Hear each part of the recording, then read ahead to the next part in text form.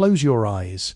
Do not try to imagine a grand feast, nor the glittering lights of London that you might have seen on postcards in the archives of history. Breathe deeply. The air in Whitechapel in November 1883 does not carry the scent of tea or fresh flowers. It carries the biting chill of the thick, lingering fog, mingled with the smell of cheap coal smoke. It is a smell that clings to your throat, seeps into the fibres of your coat, and settles into the very air you breathe. It is 5:30 a.m. The city is still gripped by darkness. Above, the gas lamps cast a jaundiced, flickering yellow glow onto the cobblestones of Wentworth Street. This light does not dispel the shadows. It only makes the puddles of stagnant water look deeper, darker, like miniature, bottomless oceans reflecting the misery of the streets. You are standing before a small, ramshackle stall. A man everyone calls Old Ted, who has stood in this exact spot for 16 years, is serving a portion. It is a dented tin dish holding a mass of trembling greyish jelly. Do not think of the sweet, fruit-filled jellies of a birthday table. This is cloudy, translucent and cold. Embedded within it are pieces of eel, their skin still clinging to the thread-thin bones that wait to catch in your throat if you eat too greedily. And you are eating greedily. You have not eaten since yesterday morning. Your stomach has been quiet for so long that it has stopped aching and settled into a hollow, numb state of resignation. You fumble in your pocket, counting your coins for the third time, a halfpenny. This is the smallest transaction possible in Victorian London, the threshold between eating and going without. Your fingers are numb, the joints swollen from the grueling labour of boot finishing yesterday. Behind you, the queue of men and women shifts with a synchronized, weary rhythm. Old Ted looks at you, his eyes devoid of pity or contempt. He has seen this exact moment, the frantic pocket check, the hollow-eyed pause, thousands of times before. He is merely an efficient servant of the hungry. In this world, such indifference is the only form of kindness you can expect. You take the first bite. It is icy. The flavour is a sharp, briny mixture of fish and salt, carrying the metallic tang of the Thames that defines the East End. Yet, as it slides down, a strange warmth spreads through your chest, not from heat, but from the simple, brutal fact of fuel. You're not living for the next meal. You are surviving by the next calculation. A night in a lodging house costs 4p. A day's piecework might earn you only pennies after the deductions for bad materials or lost time. We will not be speaking of kings or great wars tonight. We are speaking of you, Thomas, a 19-year-old who left the flat, silent fields of Lincolnshire for this city of opportunity, only to find that London does not offer a future. It burns people like you as fuel for the engine of the empire. Let your body go limp. Stop calculating the number of boot pairs you need to finish before sunset. For now, simply listen to the heartbeat of this city, the breath of thousands of people waking in the dark, tightening their ragged coats, and preparing to face the day's arithmetic. You are not alone in this fog. You are a thread in the tapestry of history, where every breath is a struggle, and every cold bowl of jellied eel is a small, quiet victory against the encroaching void. The channel Sleepy History with Benedict is a storytelling platform created for entertainment, inspiration, education, and the promotion of positive emotional values. You leave the stall, the lingering briny taste of the eel serving as your only companion against the morning frost. Your boots, soles worn paper thin, click rhythmically against the uneven stone. You turn into a narrow alleyway where the sunlight, even at 7 o'clock, never truly arrives. Here the air grows heavier, thick with the smell of damp leather, pungent glue, and the unwashed sweat of 100 souls crammed into a single space. You push open the heavy, sagging wooden door. The transition is instantaneous. The muffled silence of the street is replaced by a relentless, grinding chorus, the rhythmic thumping of hammers, the wet, sliding sound of leather being stretched, and the sharp, rhythmic snap of needles piercing thick hide. This is the workshop. To the world outside, it is merely a place where boots are made to you.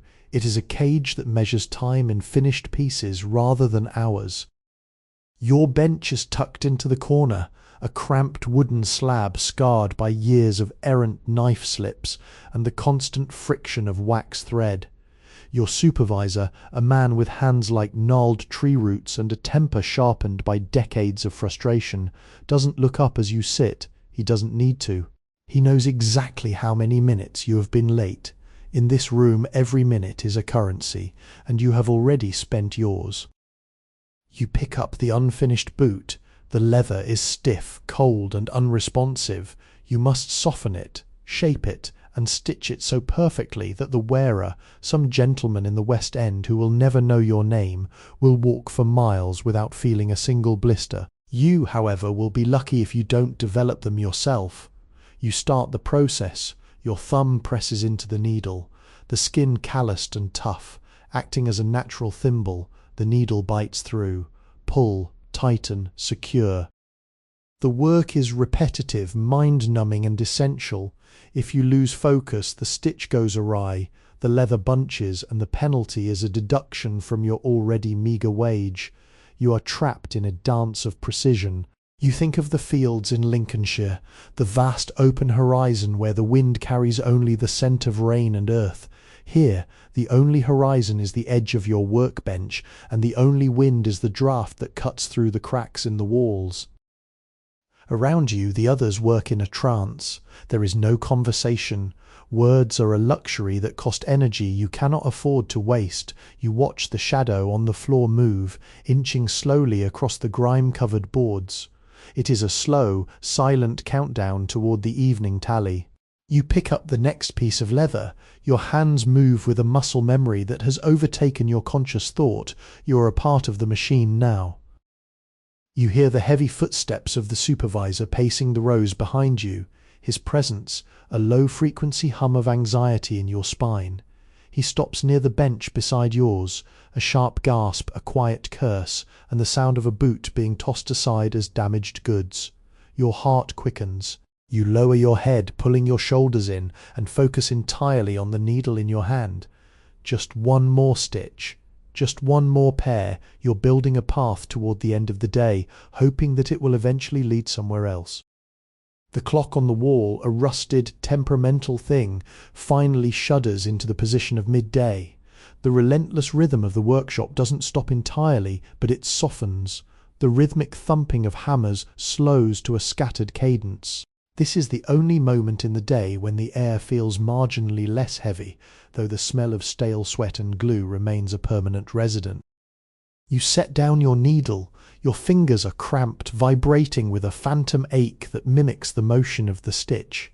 Beside you, an older man named Elias, whose face is a roadmap of deep lines etched by poverty, reaches into his pocket. He pulls out a piece of dry, dark bread. It is hard, almost petrified, and he breaks off a small corner with a grunt of effort. He offers you a piece with a slight nod. There is no talk of the quality of the bread. There is only the shared acknowledgement of existence.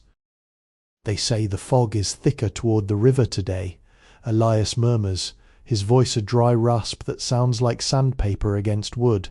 He doesn't look at you. He stares at a patch of sunlight filtered through a grime-caked window where dust motes dance in a slow, hypnotic spiral. The ships are delayed. That means less cargo to unload, less work for the dockers, and more people coming here looking for a bench. You chew the bread slowly, trying to make it last. You look around at the other faces in the dim light. Most are bowed, eyes closed, grabbing a few minutes of stolen rest. You realize that you know almost nothing about them. You know their level of skill, their speed at the bench, and how much they owe the lodging-house keeper, but you do not know their names, their pasts, or if they ever dream of anything beyond the next pair of boots. "Do you ever think about going back?" you ask, your voice sounding foreign in the quiet. He leans back, closing his eyes. The momentary pause in the labour is fragile. The supervisor is lurking near the doorway, arms crossed, his gaze scanning the room like a hawk, watching for signs of laziness. The air feels charged again, the weight of the afternoon looming over you. You look down at your calloused hands and then at the pile of unfinished leather.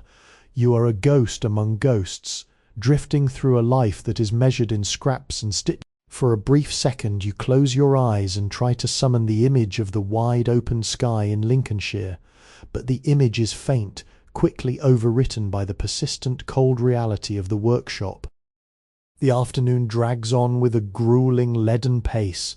The natural light filtering through the grime-streaked windows has shifted from a pale, sickly grey to a deep, bruised orange, and finally into the encroaching gloom of dusk. In the workshop, the transition is felt more than seen. The temperature drops, and the dampness of the evening air seeps through the cracks, settling into your bones with an insistent, aching cold. The gas lamps sputter to life with a hiss, casting long, erratic shadows that dance across the walls like restless spirits. These shadows make the work harder.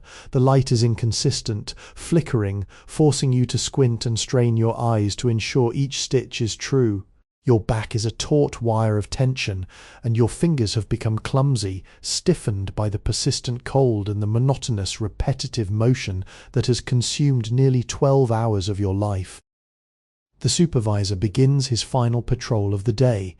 This is the hour of reckoning. He moves between the benches, his presence heralded by the sharp metallic clatter of the tally counter in his hand. He inspects the day's output with a clinical, unfeeling gaze. When he reaches your bench, you don't dare look up. You hold your breath, your heart hammering against your ribs, waiting for the inevitable critique. He brushes his fingers across your final pair of boots, the leather smooth and taut. He grunts, a sound that could be a dismissal or a begrudging nod of approval. He moves on and you exhale, a long, shuddering breath of relief that feels like a victory against the dark. But there is no time to celebrate. The count is what matters, and the count is barely enough to cover the lodging house and the meal you had at dawn. You're right back where you started, the cycle closed and ready to repeat itself before the sun even dares to peek over the horizon tomorrow. Around you, the workshop is a symphony of exhaustion. The sharp, rhythmic snapping of needles has slowed to a weary, irregular beat. Men and women are packing their meagre tools, their movements sluggish and heavy. There is no camaraderie in the closing of the day, only a mutual silent understanding of the shared burden. You stand up, your legs stiff and protesting, and pull your thin coat tighter around your chest. The streets outside are waiting, a labyrinth of fog, shadows, and the relentless biting chill of the London night. You look at the bench one last time, at the pile of scraps left behind. You have survived the day, but you have left a piece of yourself in those boots, a piece of your time, your health, and your hope. You step toward the door, your mind already retreating into the numbness, preparing to face the long, cold walk back to a place that you cannot truly call home. The city hums with a low, mournful vibration, a song of a million souls caught in the same grinding machinery of survival. The door creaks shut behind you, sealing away the smell of leather and glue, only to replace it with the suffocating dampness of the London night. The fog has descended in earnest now, a thick, milky shroud that swallows the gas lamps one by one, turning the street into a disjointed series of pools of sickly yellow light. You are walking back toward the lodging house, your feet dragging against the uneven cobblestones with a heavy, rhythmic thud that echoes in the silence of the alleyway. The streets of the East End at night are not silent. They are filled with the muffled, unsettling sounds of a city that never truly sleeps, but merely gasps for breath. You hear the distant clatter of a horse-drawn cab, the low, unintelligible murmur of voices tucked away in shadowed doorways, and the drip-drip of condensation falling from the eaves of crooked, decaying buildings. Every shadow looks like a threat, and every corner feels like a barrier between you and the small, meagre comfort of your bed. You pull your coat tighter, but the dampness has long since penetrated the fabric, chilling your skin until you can no longer feel the cold, only a dull, pervasive numbness. You pass the same stalls where old Ted stood hours ago, Now they are empty, skeletal frames standing like tombstones for the hunger of the day. You wonder how many others are walking these same streets, their pockets as light as yours, their minds as cluttered with the same grey heavy thoughts. Reaching your lodging house, you navigate the sagging staircase, each step complaining with a high-pitched protest under your weight. The room you share is barely more than a closet, filled with the scent of wet wool, tobacco, and the collective heavy breathing of men who have been beaten down by the same unrelenting sun that didn't provide enough light for their labour. You do not talk. You do not even look at the others. You simply find your corner, the straw mattress smelling of decades of displacement. As you lie down, the darkness of the room feels absolute, a weight pressing down on your chest. You stare into the void, your eyes wide, yet seeing nothing but the ghost of the needle passing through the leather, over and over, in a cycle that feels as endless as the fog outside. Your thoughts are scattered, floating like the dust motes in the workshop, refusing to settle. There is a strange, terrifying hollowness in your heart, not just from the lack of food, but from the realization that tomorrow you will wake, you will walk, and you will stitch, and the city will remain exactly as it is, indifferent to your existence. The silence of the room is punctuated only by the occasional cough of a neighbour, a sharp, ragged sound that cuts through the dark like a knife. You close your eyes, trying to force your mind to go blank, to slip into the oblivion of sleep. But the memory of the cold air, the weight of the boots, and the rhythm of the workshop persist, vibrating in your hands even as they lie still. You are suspended in the dark, a soul caught in the gears of a city that demands everything and promises nothing. In the deepest, most suffocating hours of the night, when the rest of the lodging house has finally surrendered to exhausted sleep, your mind rebels. It drifts away from the damp, cramped walls of London and pulls you back to the flat, unending horizon of Lincolnshire. You can see the fields, vast, golden swathes of wheat that bowed under the summer breeze, and the heavy black soil that felt like it had a heartbeat of its own. You remember the day you left. You were 17. Your father, a man whose spine had been permanently bent by the plough, stood by the gate. He didn't offer a tearful farewell or a piece of sage advice. He simply handed you a small, worn leather pouch, your mother's savings from years of selling eggs and butter, and pressed a heavy, dirt-stained hand onto your shoulder. "London has work for boys with strong hands," he said, his voice as dry as the autumn husk.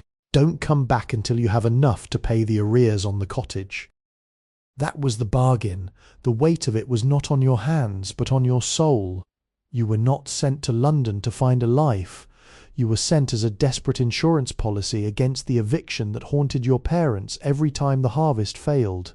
Every stitch you make in that freezing workshop is not just for a pair of boots, it is for the survival of the people who gave you life. You are a debt-bearer, and the interest on that debt is your own youth. Sometimes in the darkest part of the night you wonder if they are still there, standing at that same gate, watching the road for a figure that never arrives. The thought is a jagged piece of glass in your heart. If you walk away from the workshop, if you abandon the bench and the hunger, you are not just failing yourself, you are sealing their fate. You are the only thing standing between them and the cold, unyielding reality of the workhouse back home. This is why you don't leave. This is why you wake up when the gas lamps are still struggling against the morning gloom, and why you don't protest the thin, briny eel or the exhaustion that numbs your limbs. You are trapped by a loyalty that is both your greatest strength and your quietest executioner. The City of London knows this. It thrives on the desperation of boys from the fields who have nowhere else to turn. It takes your strength, your time, and your dreams, and in exchange it gives you just enough to keep you alive for one more day of work. You turn your face into the rough, coarse pillow, trying to muffle the sound of your own jagged breath. The dream of the fields is fading, replaced by the persistent mechanical sound of the needle hitting the leather. You are tethered to this city by 1,000 invisible threads, each one pulled tight by the memory of a house that is slowly crumbling. You are not a free man in a city of opportunity. You are a hostage to your own duty. And as the first hint of grey light begins to touch the window pane, you know that the cycle is ready to claim you once again. The morning air is not a fresh beginning, it is a wait. The bell of a nearby church tolls a hollow iron sound that cuts through the fog and vibrates in your very marrow. It is 4:30 a.m. The room is still filled with the rhythmic, heavy breathing of men lost to their own exhausted dreams, but you are awake. Your eyes snap open to the same peeling wallpaper, the same grey light creeping through the grime of the window, and the same absolute, crushing certainty of the day ahead. You sit up, and your body protests. Every muscle, every joint feels as if it has been tightened by an invisible screw. The calluses on your fingers are cracked and sore, reminders of the thousands of stitches that defined yesterday. Your first instinct, born of habit and fear, is to reach for your boots, to dress, and to shuffle out into the cold toward the queue for the jellied eel. It is the path of least resistance. It is the path that keeps the debt to your family from ballooning, the path that ensures you live to see tomorrow. But this morning there is a tremor in your hands that has nothing to do with the cold. As you sit on the edge of the straw mattress, you look at your own palms. They are scarred, stained with the dark residue of leather dye and wax. You realize with a sudden sharp clarity that this is the face of your future. If you follow the routine, if you walk back into that workshop and pick up the needle, you are not just surviving, you are slowly, methodically erasing yourself. You look toward the window. Beyond the fog, you know, there is a city, a world, a life that does not smell of rot and glue. You think of the ships on the Thames, their whistles calling out to lands that are not Lincolnshire and not Whitechapel. You think of the men who walked away from the benches, the ones who chose the uncertainty of the docks or the dangerous freedom of the road over the security of the cage. For a moment, the air in the room feels different. It is no longer just the smell of stale sleep, it is the smell of a decision. You are standing on the precipice of a choice. You could walk out the door and turn left toward the workshop and accept the slow decay. Or you could turn right, toward the river, toward the unknown, toward the terrifying, exhilarating prospect of having no plan at all. Your heart hammers against your ribs, a frantic, caged bird. You stand up, your legs trembling. You look at the worn, discarded boot near your bed, the symbol of your labor, your imprisonment, and your survival. You reach out, your fingers hovering over it. The silence of the room is absolute, waiting for you to tip the scales. You are no longer just a thread in the tapestry of history. You are the one holding the scissors. And for the first time in your life, the arithmetic of the day is not about how much you can endure, but about what you are willing to lose to finally be free. Your fingers brush the worn leather of the boot, but you do not pick it up. Instead, you leave it where it lies, a hollow shell, a relic of the man you were supposed to be for the last 6 months. You pull on your coat, the fabric heavy and damp, and you step out into the hallway. The floorboards moan under your feet, but you do not stop to apologize to the silence. You descend the stairs, your heart rate erratic, a frantic drumming in your ears. Outside, the fog is a thick, impenetrable wall of grey, holding the city in a muted, breathless embrace. You reach the street corner, the exact point where, for half a year, your feet have automatically turned left toward the workshop. The left turn is the safe turn. It leads to the stool, the needle, the supervisor's scowl, and the meagre bread that keeps the debt to your family from snapping the tether. You stop. The street is empty, save for a stray cat slinking through the shadows and the distant lonely echo of a night watchman's whistle. You look left. You can almost feel the pull of the bench, the physical memory of the hammer hitting the sole, the crushing weight of the ticking clock. It is the path of a ghost, a life already lived and already exhausted. Then you turn right. The sensation is electrifying, a sharp, cold shock that clears the fog from your brain. You are walking into the heart of the unknown. As you move away from the district of workshops and tanneries, the familiar smell of glue and rot begins to fade, replaced by the sharp, salty tang of the Thames. You are walking toward the docks, toward the place where the world ends and something else begins. You do not know where you are going. You have no coins for a train, no contacts in the West End, no plan to appease the debt collectors. For the first time in your life, your hands are empty, not because they are tired, but because you have dropped the tools of your imprisonment. The rhythm of your stride changes. It is no longer the tired shuffle of a factory worker, but the purposeful, albeit terrified, pace of a man who owns his own shadow.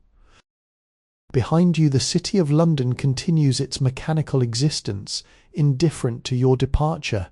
But here, in the shifting, swirling fog of the riverside, you feel the pulse of something else. It is the rhythm of a sea you have never seen, a wind that has never blown through the flat fields of Lincolnshire.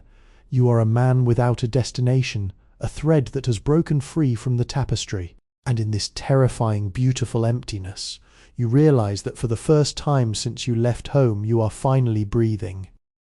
The further you walk, the more the city changes. The tight, claustrophobic alleyways of the East End widen into vast, cavernous spaces dominated by warehouses that loom like sleeping giants in the fog. The air here is different. It vibrates with the groaning of cranes, the rhythmic slapping of water against wood, and the deep guttural bellows of steamships waiting to depart. You have reached the London docks. You stand at the threshold of the Thames, a dark, churning ribbon of history that has carried everything from spices of the East to the lost souls of the Empire. Here there are no supervisors with tally counters. Instead, there are gangs of men with shoulders like boulders, shouting in languages you barely recognize, a cacophony of sailors from the Caribbean, dockers from Ireland, and merchants from the Orient. You feel incredibly small. Your thin, worn-out coat makes you look like a bird that has wandered into a den of wolves. A man sitting on a crate nearby, his face hidden beneath a wide-brimmed hat, eyes you up and down. He doesn't look at you with the pity old Ted had. He looks at you with the calculated assessment of someone wondering if you have anything worth stealing, or if you have enough muscle to move a crate. "Looking for work, lad," he rasps, spitting a stream of dark tobacco juice into the mud. His voice is a rough, gravelly command. Or are you just enjoying the view of the rot? You hesitate. The memory of the workbench, with its safety and its cage, tries to whisper in the back of your mind.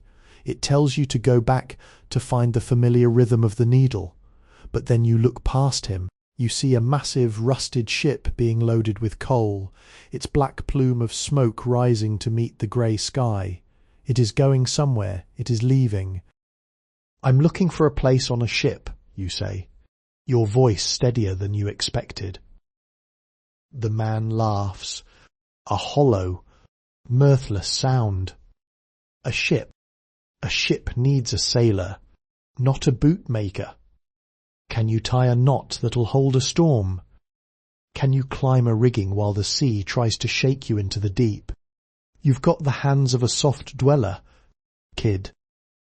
He turns away, dismissing you, but he doesn't tell you to leave. You remain standing there, the biting river wind whipping against your face. You're hungry, you're cold, and you have no money. But as you watch the ships, you feel a strange sense of defiance.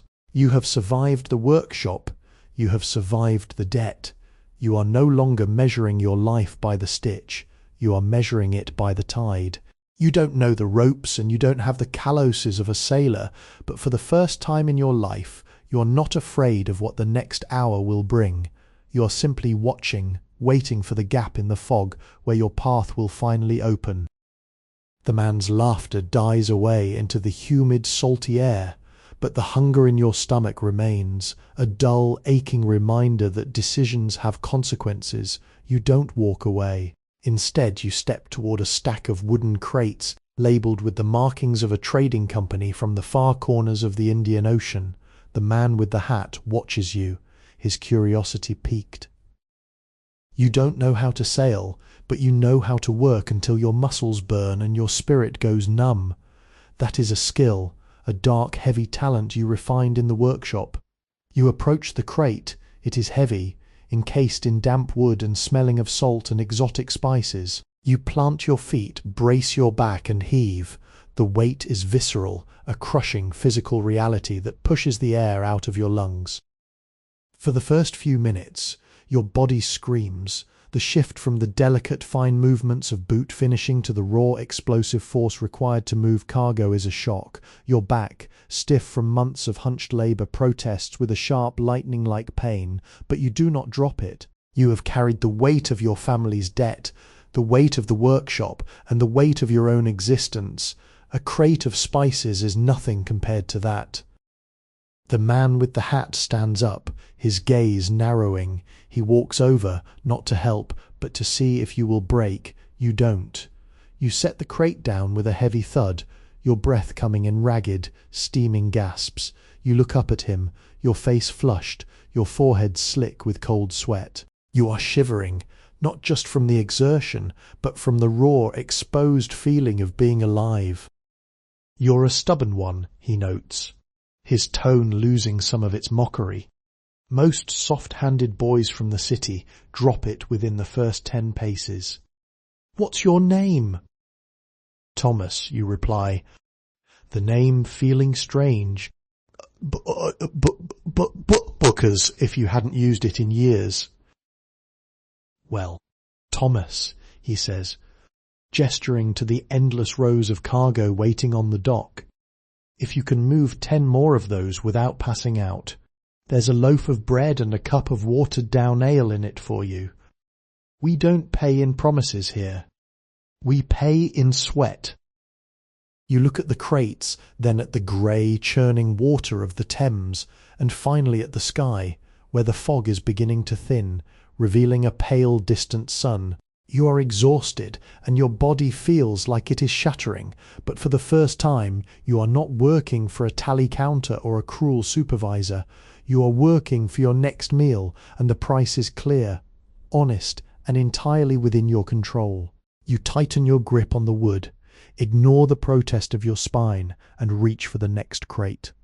The workshop feels like a dream from another life. Here the reality is solid, heavy, and yours to handle.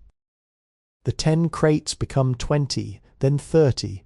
The sky shifts from the pale, sickly grey of dawn to a muted, overcast afternoon.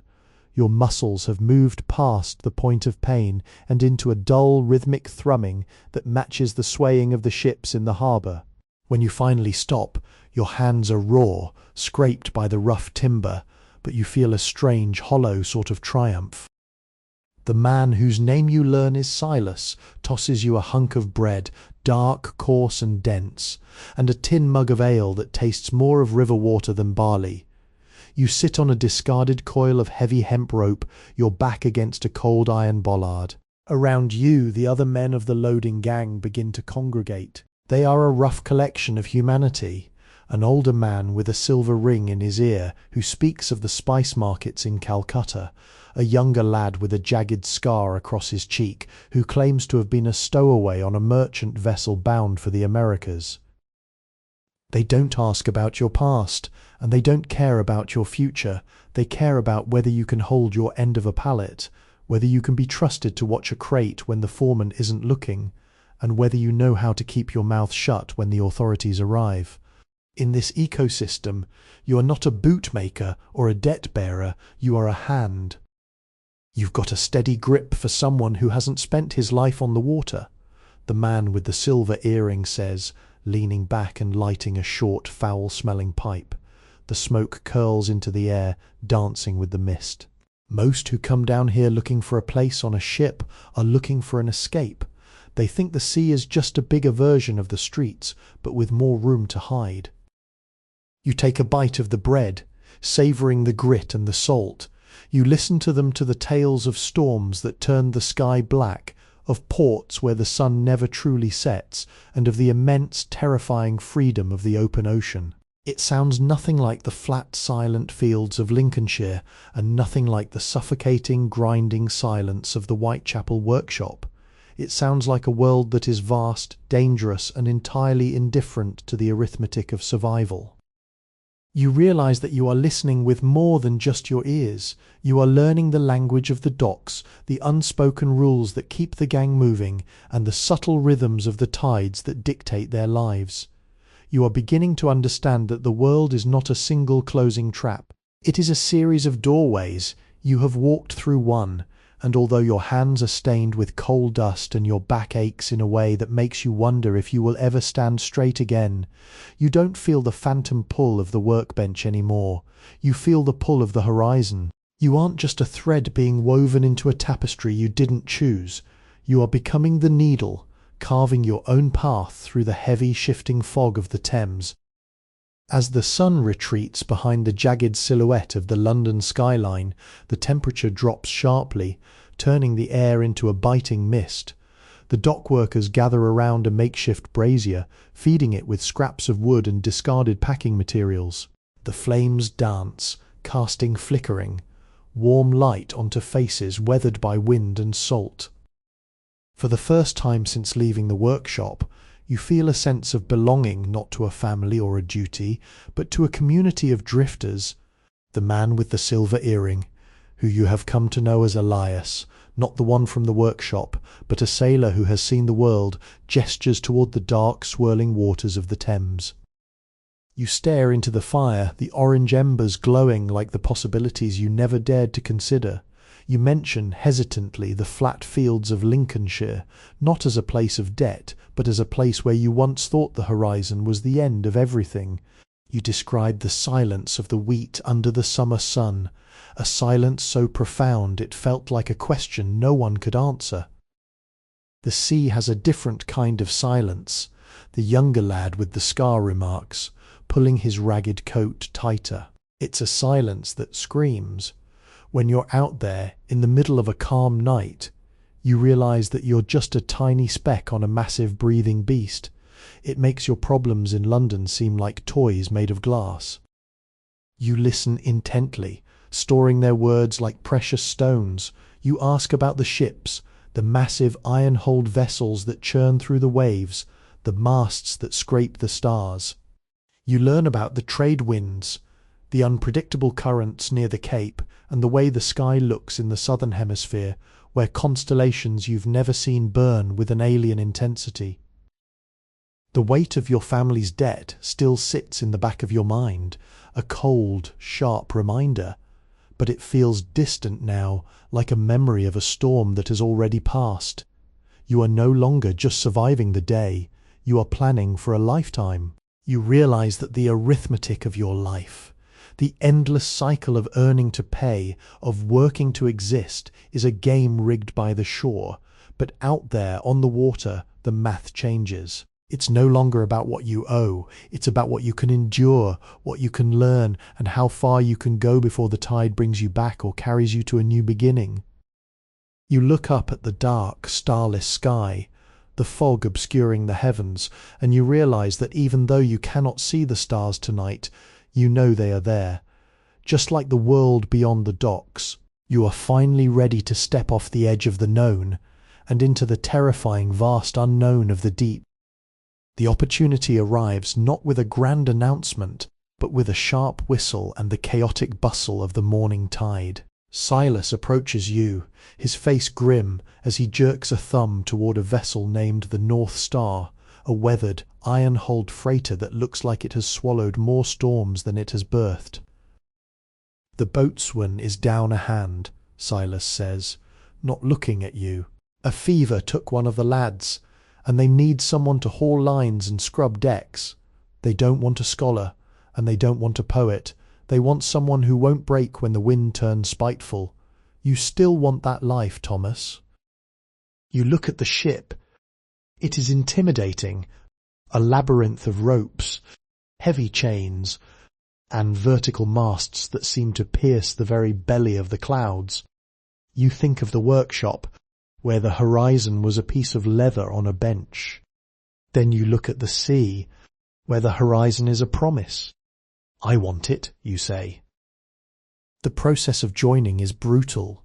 You are brought before the captain, a man whose skin is as leathery as the boots you used to make, his eyes cold and blue as glacial ice. He doesn't ask about your life or your debts.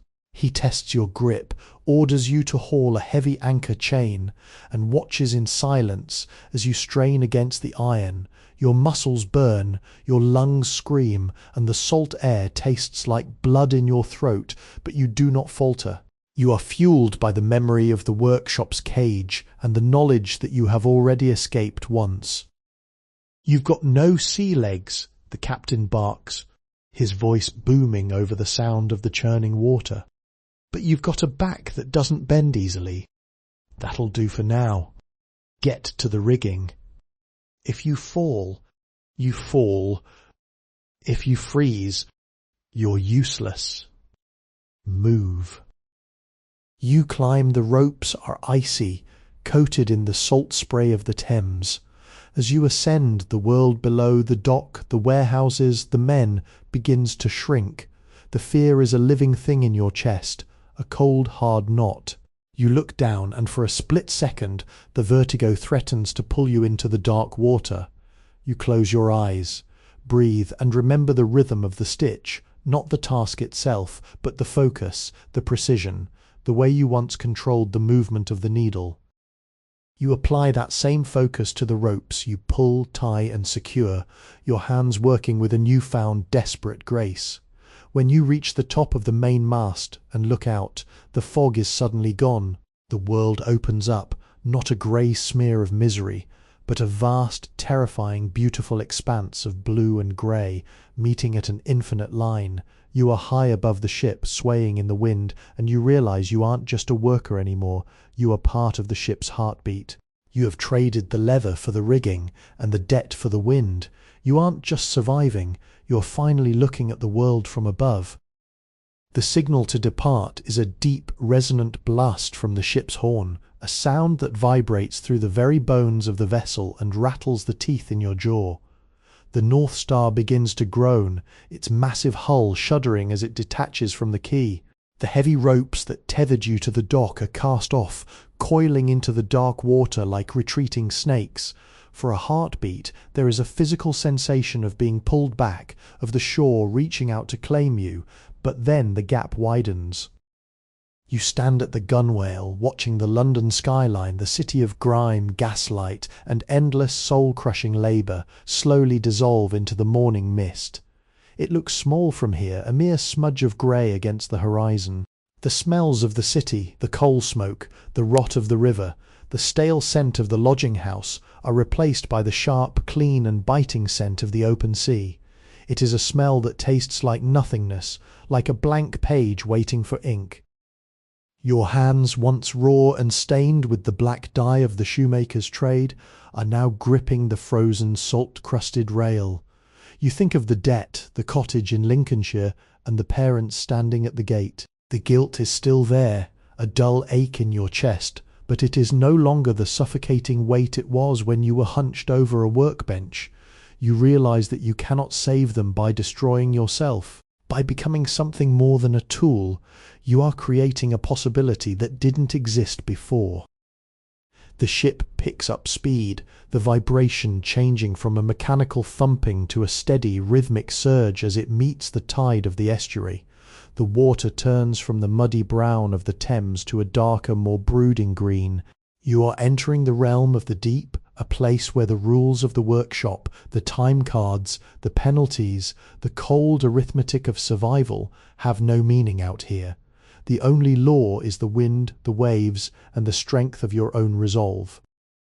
A member of the crew brushes past you, a grizzled man with a face etched by years of sun and storms. He doesn't say a word, but he gives your shoulder a firm, heavy pat, a wordless recognition that you are no longer a passenger or a stranger. You are a sailor. You have crossed the threshold. You look back one last time, squinting into the retreating fog, and then you turn your face toward the bow.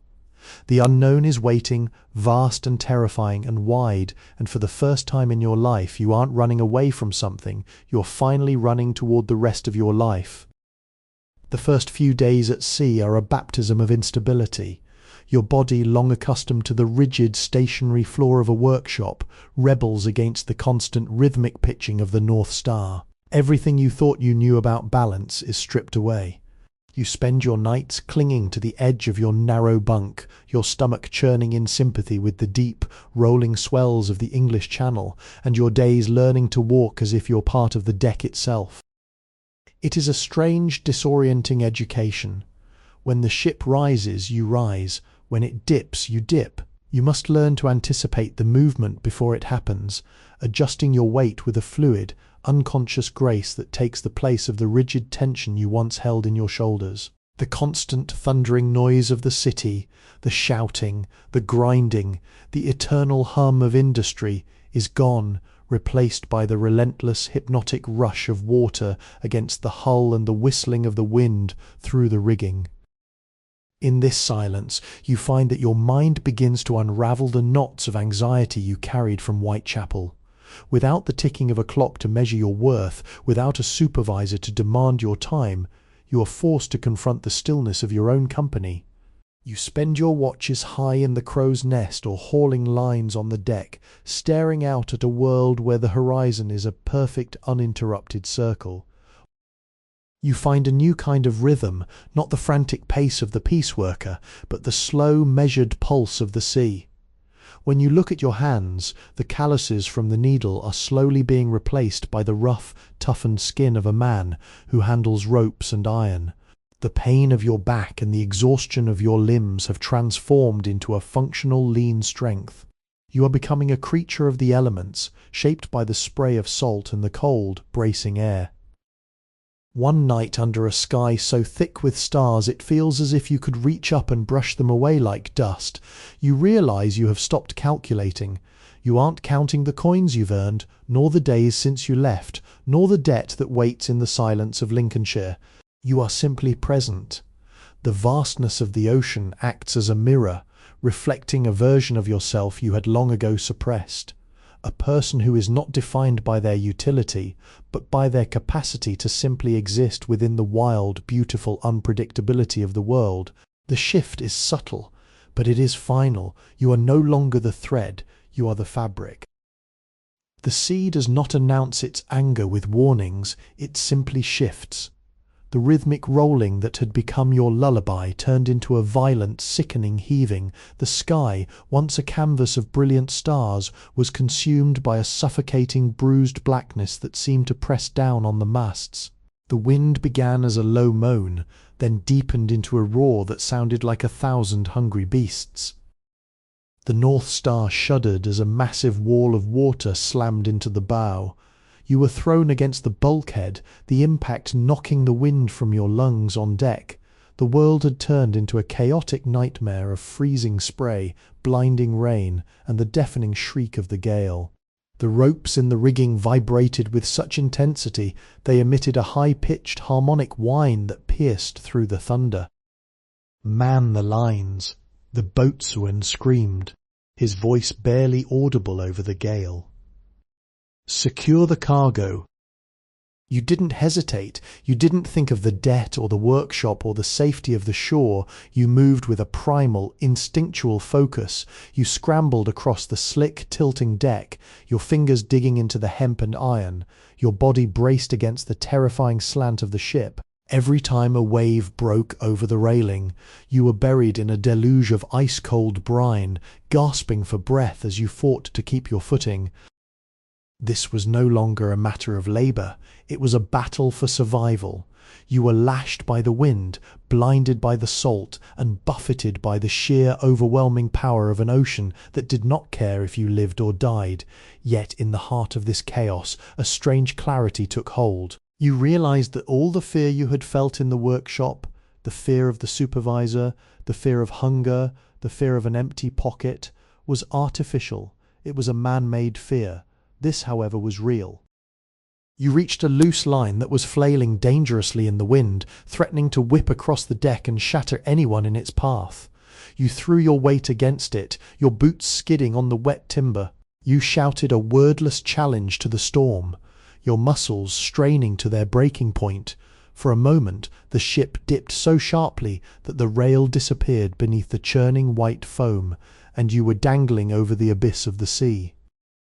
You didn't look down, you looked only at the knot in your hands. You tightened it, secured it, and felt the line go taut under your pull. In that moment of absolute terrifying extremity, you weren't Thomas the bootmaker or Thomas the debt-bearer. You were a part of the ship's anatomy, a vital component of its struggle to remain afloat. You were alive in a way that you had never been before, standing against the fury of the world and refusing to be broken. The dawn that followed the storm was not gold or orange, it was a pale, exhausted silver. The gale had spent its fury, leaving the ocean in a state of unsettling, glassy silence. The North Star wallowed in the long, lazy swells, its masts scarred by the wind and its decks littered with the debris of the night. You stood at the railing, your body aching with a deep, bone-weary fatigue that transcended mere tiredness. Your clothes were stiff with dried salt, and your hands were mapped with new, angry-looking scrapes. But as you stared at the horizon, you realized the screaming in your mind had finally stopped. The storm hadn't just tested the ship, it had stripped away the last layers of your former life. The anxieties that had once felt like heavy chains, the fear of the foreman's gaze, the crushing shame of the arrears, the paralyzing need to prove your worth through mindless repetition, had been washed away in the deluge. You watched a single seabird circle the mast, its cry the only sound in the vast empty morning. You realized then that the fear you once held for the arithmetic of survival was a fear of being small. You had felt small in the workshop because you were a gear in a machine that wanted you to disappear, but here, amidst the wreckage of a storm, you were undeniably, terrifyingly large. You had held a line against the power of the sea. You had stood when the world tilted toward oblivion. You walked across the deck, your stride steady and deliberate. The other sailors were emerging from the hold, their faces marked by the same hollow-eyed exhaustion, yet there was a silent mutual respect in the way they moved. You were no longer the soft-handed boy. You were someone who had held his ground when the water reached for the sky. You reached into your pocket and pulled out a small bent coin, a halfpenny you had kept from your first day at old Ted's stall. It felt like a relic from a civilization that had ceased to exist. You looked at it, the metal dull and tarnished, and then you tossed it into the deep. It made no sound as it broke the surface of the water, swallowed instantly by the vast dark blue below. The debt, the cottage, the silent fields of Lincolnshire, they were still there, somewhere, anchored to the shore of a past life, but you were no longer bound by them in the way you had been. You had traded the security of the cage for the uncertainty of the ocean, and in that exchange you had found something that no workshop could ever produce, a sense of your own boundaries. You weren't a thread anymore, you were the anchor, and you were the sail. You turned back toward the rigging, ready to begin the work of the new day. When the North Star finally docked in a bustling port months later, the world of the shore rushed back in a chaotic blur of noise and colour. Among the ship's supplies, the boatswain handed you a crumpled, stained envelope. It had been forwarded through 3 different shipping offices, its edges worn thin, the ink smeared by dampness and time. Your name was written in your father's heavy, uneven script. You stepped away from the busy crew, finding a quiet corner on the wharf where the scent of rotting fish and wet timber mingled with the distant sweet smell of land. Your hands trembled as you broke the seal. The letter was short. Your mother's health had failed during the harsh winter. The landlord's men had finally come to the gate. The cottage was lost, but your father remained, working as a day labourer in the village where you were born. The final lines were not a command to return, but a quiet, aching wish. We hope you have found a place where the sun sets on your own terms, Thomas. Do not carry the weight of this soil in your pockets. The paper felt like lead in your hands. For a moment, the vast open horizon of the sea seemed to shrink, pulling you back into the narrow confines of that cottage. The debt was no longer a theoretical burden. It was a reality that had already claimed the only home you had ever known. You felt the phantom ache of the plough in your own shoulders and the ghost of the Lincolnshire wind in your ears. You could leave the ship here. You could take the money you had earned from the dangerous months at sea, enough to rent a small room, perhaps find work in a nearby town, and send whatever remained to your father. It was the honourable path, the path that every instinct of your upbringing demanded. You looked at the ship, its masts rising like tall, proud trees against the clouds, and then at the road that led back into the interior toward the life you had fled. The silence of the dock felt heavy. You were no longer the boy who was terrified of the foreman, but you were still the son who remembered the way his father's hands looked when the frostbite took hold. You closed your eyes, the image of the wide golden wheat fields clashing with the image of the endless dark blue waves. You realized that the choice wasn't about where you lived, but about who you were becoming. If you went back, would you be the man who saved them, or would you be the man who let the sea wash away the only version of himself that had ever felt truly alive? You stood there for a long time, the letter crinkling in your fist. The hustle of the port moved around you, the shouts of merchants, the creak of carts, the rhythm of a world that didn't know your name. You were no longer the thread, and you were no longer just the needle. You were the one holding the map, and for the first time you understood that your duty to your family wasn't about returning to the cage. It was about honouring the freedom they had sacrificed so you could seek. The paper in your hand is light, yet it holds more gravity than any crate of iron or lead you have ever moved. You look up at the masts of the North Star one last time. The ship is preparing to sail with the evening tide, its crew already bustling with the final preparations. They are men who live in the present, defined only by the stars above and the water beneath. You think of your father, standing at the gate of a home that is no longer his face turned toward the road as it has been for months. If you return, you would be trading the salt spray of the sea for the dust of the fields. You would be returning to a life that has already been hollowed out by the very forces you escaped. You would be a son, yes, but you would be a son who had surrendered the only part of himself that was truly his own. Your father's words echo in your mind. Do not carry the weight of this soil in your pockets. He wasn't asking you to come back, he was asking you to survive, to be more than the cycle of poverty that had claimed his own youth. You take a deep breath, the air filling your lungs with the scent of brine and adventure. You make your choice. It is not a choice made in selfishness, but in a hard-won maturity. You take the letter, fold it carefully, and tuck it into an inner pocket of your coat, a reminder of where you came from, but not the destination of your journey. You walk toward the ship, but you do not go back to your old bunk. Instead, you approach the captain. You have earned his respect through the storm, and you ask for a task that requires more than just hauling ropes. You ask to learn navigation. You want to understand the stars that guide the ships, to read the maps that define the world, and to master the currents that dictate the path. Navigation is for those who accept the responsibility of the entire crew, the captain says, his eyes searching yours. It is a path of no return. Thomas. I have already left, you reply, your voice steady. I have no desire to return to the shore. As the ship pulls away from the dock, you stand at the bow, watching the coastline recede until it is nothing more than a thin, dark line against the vast expanse of the setting sun.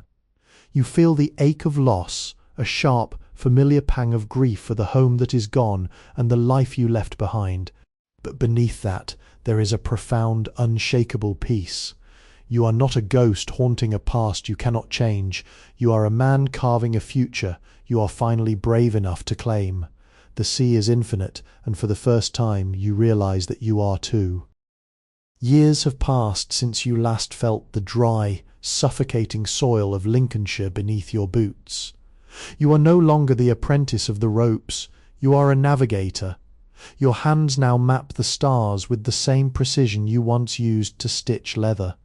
Your world has expanded from a 2-meter workshop bench to the limitless blue meridian of the Atlantic. But as you trace the routes on your charts, you begin to see a pattern that no factory ledger ever revealed: the hidden architecture of history. Life on a merchant freighter is not merely a struggle against the elements, it is an education in the ruthless mechanics of the 19th century global economy. You see it in the way the ship is loaded in London, crated with textiles, iron tools, and manufactured goods destined for colonies that provide the raw materials for the very factories you fled. You are an instrument of a vast invisible machinery that binds the world together. You witness firsthand the irony of the age of progress. While London builds cathedrals of glass and steel, the wealth that fuels it flows from the labour of people in ports as hot and desperate as the workshops of Whitechapel. You have visited ports where the local rulers struggle to maintain their sovereignty against the relentless encroaching influence of trading companies, and you have seen the way foreign goods, tea, sugar, tobacco, have fundamentally altered the daily habits of people back in England. The tea you once scripted as a trivial matter of etiquette is in reality a commodity that has sparked wars and redrawn maps. Every cargo hold is a chapter in a geopolitical text you never studied in school. In the quiet hours of the night watch, you study the heavens, using the sextant to calculate your position. You realize that the same stars that guide your ship also guided the explorers who claimed lands they did not own, and the slave traders whose shadows still linger in the dark corners of the maritime industry. The history of the sea is not just one of adventure, it is a ledger of conquest and survival. You are now a bridge between the world you left and the world you inhabit. You observe the sailors, men from every corner of the globe, each carrying their own version of the Lincolnshire debt, working in a fragile harmony that would be impossible on land, where national borders and class lines act as rigid barriers. On the open water, your value is determined by your ability to keep the ship afloat and your willingness to face the unknown. You are becoming a witness to the shifting tides of the century, realizing that the modern world is being forged by these very voyages, connecting civilizations through the relentless, crushing, and liberating power of the sea. The North Star drops anchor in a harbour that feels like an oven compared to the damp, grey chills of the Thames. Here the air is heavy with the intoxicating, cloying scent of raw sugar and damp earth. You stand on the deck, watching as the local labourers, men and women with skin scorched by a sun that never seems to dim, begin the back-breaking work of loading the ship's hold with crates of sugar and bales of tobacco. This is the end of the supply chain you once only saw as finished products on English shelves.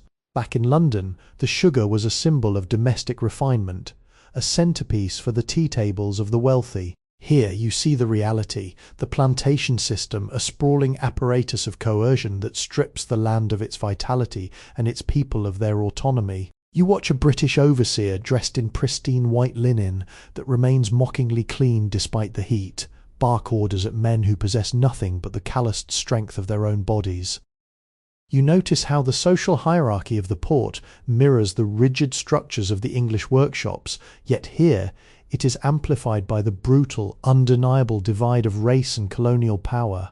You see the opulent villas of the colonial administrators perched on the hills, overlooking the harbour, a display of European domesticity imported into a landscape that rejects it. They drink the very tea they export, living in houses designed to mimic the architecture of the Georgian era, completely detached from the environment that sustains their wealth. In your logbook, you record more than just the cargo weight and the weather coordinates. You start to note the movements of people. You witness the way local customs are being eroded, replaced by the demands of a global market that values the product more than the producer. You learn that the Little Ice Age and the agricultural shifts in Europe that forced many to migrate to cities like London were just one side of a global upheaval. Here, the upheaval is dictated by the relentless demand for commodities that have become essential to the British identity. You share a meagre meal with one of the local port workers, a man who speaks broken English and possesses a knowledge of the sea currents that rivals your own. He tells you of how his village was pushed inland to make way for the sugar monocultures. It is a story of displacement that feels disturbingly familiar to your own tale of leaving Lincolnshire. Yet the scale here is monumental. You are no longer just a navigator, you are a witness to the profound, often violent, restructuring of the world. The geography you study on your charts is not just land and water, it is a canvas upon which the empire is rewriting human history, and you are steering the very ship that carries that history across the oceans. The wind is the heartbeat of your world, but on this voyage a new jarring rhythm enters the chorus. While anchored in a major trading hub, you see it cutting through the harbour like a leviathan forged in fire and coal, a steam-powered vessel. It moves against the wind, indifferent to the moods of the tide that have dictated your life for years. It is a creature of the industrial age, belching thick, greasy black smoke that stains the pristine tropical sky. For a sailor of the rigging, the sight is unsettling. You have spent years mastering the subtle language of the sails, knowing when to reef in the face of a gale, how to catch the lightest breeze to shave hours off a journey, and how to read the clouds to predict the shifting currents. This new machine renders that craft obsolete. It is cold, calculated, and terrifyingly efficient. It represents the same mindset that built the workshops of Whitechapel, the belief that nature is a force to be harnessed, broken, and commodified. You speak with the engineers of this new ship, men who treat the ocean not as a wild, breathing beast to be respected, but as a distance to be conquered. They talk of coal consumption, boiler pressure, and schedules that no longer care if the wind is favourable. You realise that the world you have been navigating is shrinking. The sheer terrifying vastness of the Atlantic that once protected you from the reach of the factory overseers is being bridged by the relentless, thumping heartbeat of the piston. This technology is the physical embodiment of the shift occurring back in England, the same innovations in iron and steam that are accelerating the production of goods in Manchester are now physically altering the way the world is knit together. It is an era where distance itself is being defeated, and with it the luxury of the unknown. You find yourself standing on the deck of the North Star, looking at your own masts, tall, graceful, and increasingly archaic. You feel a strange sense of mourning. You have finally escaped the life of a threadmaker, only to realize that the entire world is becoming a machine. The freedom you found on the open sea, the detachment from the clock is under siege. You are a navigator of the old world, witnessing the birth of a new, faster, and arguably more ruthless reality. You wonder as you watch the smoke from the iron ship drift over the waves, whether there will eventually be any corner of the globe left that remains untainted by the relentless ticking clock of progress. As the years accumulate like sediment on the hull of the North Star, the harbours you visit begin to change their character. The bustling, chaotic ports filled with the song of shanties and the rhythmic creak of wooden masts are increasingly crowded with the soot-stained iron beasts of the steam age. You find that the camaraderie of the docks, that silent, wordless bond forged in the physical labour of loading cargo, is fraying. The new ships do not require a crew of masters who understand the wind. They require a regiment of stokers who can feed the furnace, and mechanics who can maintain the valves. You watch from the deck as young men, barely out of their teens, are relegated to the bowels of these ships, chained to the heat and the constant vibrating thunder of the engine. They are not travellers or observers of the tide, they are fuel tenders. The realization strikes you with the cold clarity of an iceberg. The industrial revolution you fled in Whitechapel has not been left behind. It has followed you across the oceans, expanding its grip until the sea itself has become a factory floor. The freedom you found in navigation, the ability to read the stars and interpret the subtle shifts in the atmosphere, is being relegated to a secondary skill. Navigation is becoming less about the art of intuition and more about the efficiency of timetables. The shipping companies talk of turnaround times and operational costs, language that sounds exactly like the tally counters of the boot factory. You realize that the enclosure movement of the fields and the workshop cages of the city were just the beginning. The world is undergoing a grand synchronization where every hour is accounted for, every movement is measured, and every human life is a variable in an equation of profit. In the quiet of your cabin, you look at your sextant, a masterpiece of brass and precision that once felt like a key to the universe. Now it feels like a relic. You have spent your adulthood running from the clock, only to see the clock installed on the bridges of every vessel that crosses the horizon, the profound, terrifying indifference of the ocean, which you once saw as a source of liberation, is being managed. It is being mapped, not for the joy of discovery, but for the safety of trade. You share a drink with Elias, who is older now, his silver earring tarnished by the corrosive coal smoke that hangs in the air of every major port. He looks at the iron-hulled behemoths with a mixture of cynicism and pity. "They've turned the ocean into a road, Thomas," he mutters, his gaze fixed on the churning dark water, "and roads only go where someone else has decided you should arrive."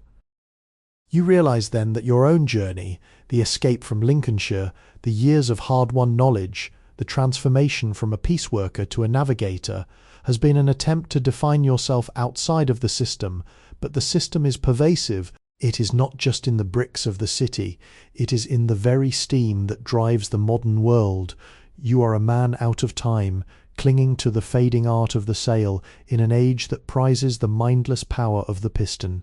You are left with a question that weighs more than any cargo. If the world has no edges left, and every path is laid out by a ledger, where does a person go to be free? The cabin of the North Star is small, illuminated by the flickering amber glow of an oil lamp that smells of whale oil and long-spent nights. On the desk where others might keep manifests or expense logs, you keep a stack of frayed, salt-stained parchment. You are not writing a logbook for the trading company, you are writing a chronicle of the invisible. You write about the specific colour of the sea before a storm, a shade of green that no painter in London could ever replicate. You write about the way the salt air tastes different in the Indian Ocean compared to the biting metallic tang of the North Atlantic. But more importantly, you write about the people, the stoker who hums songs from his lost home in the bowels of the engine room, the sailor who carries the memory of a village he hasn't seen in 20 years, the local workers who watch the iron ships with eyes that know the sea is being conquered, not befriended. You realize that the progress heralded by the steam engine is a narrative written by those who own the ships, not those who sail them. The ledger books of the era will record the tons of coal consumed, the profit margins per voyage, and the efficiency of the iron hulls. They will leave out the silence of the night watch, the smell of the spray, and the intricate lived history of the men who stood between the wind and the horizon. You have become the unofficial archivist of a vanishing world. Every line you pen is an act of defiance. By documenting the ephemeral, the shifting currents, the constellations that are increasingly obscured by the coal smoke, the dignity of labour that exists outside of a wage, you are creating a map that the system cannot own. You aren't just a navigator anymore. You are a cartographer of human experience. You are documenting the final era where a person could look at the horizon and see nothing but possibility. There is a profound, quiet power in this. You are no longer mourning the loss of the sail or the encroachment of the machine. You are preserving the truth of what it felt like to be untethered. You understand now that history is not just the record of empires and inventions. It is the sum of every individual who moved through the world with their own eyes and their own dreams. When you look at your hand scarred, weathered, and ink-stained, you don't see the calloused hands of a bootmaker or the rough grip of a deckhand. You see the hands of a witness. The ship groans beneath you, the engine pulsing with a relentless mechanical rhythm that threatens to drown out the voice of the sea. But you keep writing. As long as there is ink, the story remains. As long as someone is watching, the world cannot be fully turned into a machine. You are holding the thread that connects the past to the future, making sure that even if the world becomes a place of iron and steam, the memory of the wind will not be forgotten. The glass of the barometer has plummeted to a level the captain has never seen in his 40 years at sea. The ocean has transformed from a deep, rolling blue into a chaotic, churning wall of black slate. The North Star is no longer just a ship, it is a cork being tossed in the palm of a furious god. This is not the storm of your youth, this is a convulsion of the planet itself, a force that makes the iron hulls and steam engines seem like toys. As the waves smash against the deck with the force of falling masonry, the ship begins to groan, a structural, final sound of metal buckling under pressure. The cargo in the hold has shifted and the water is rising.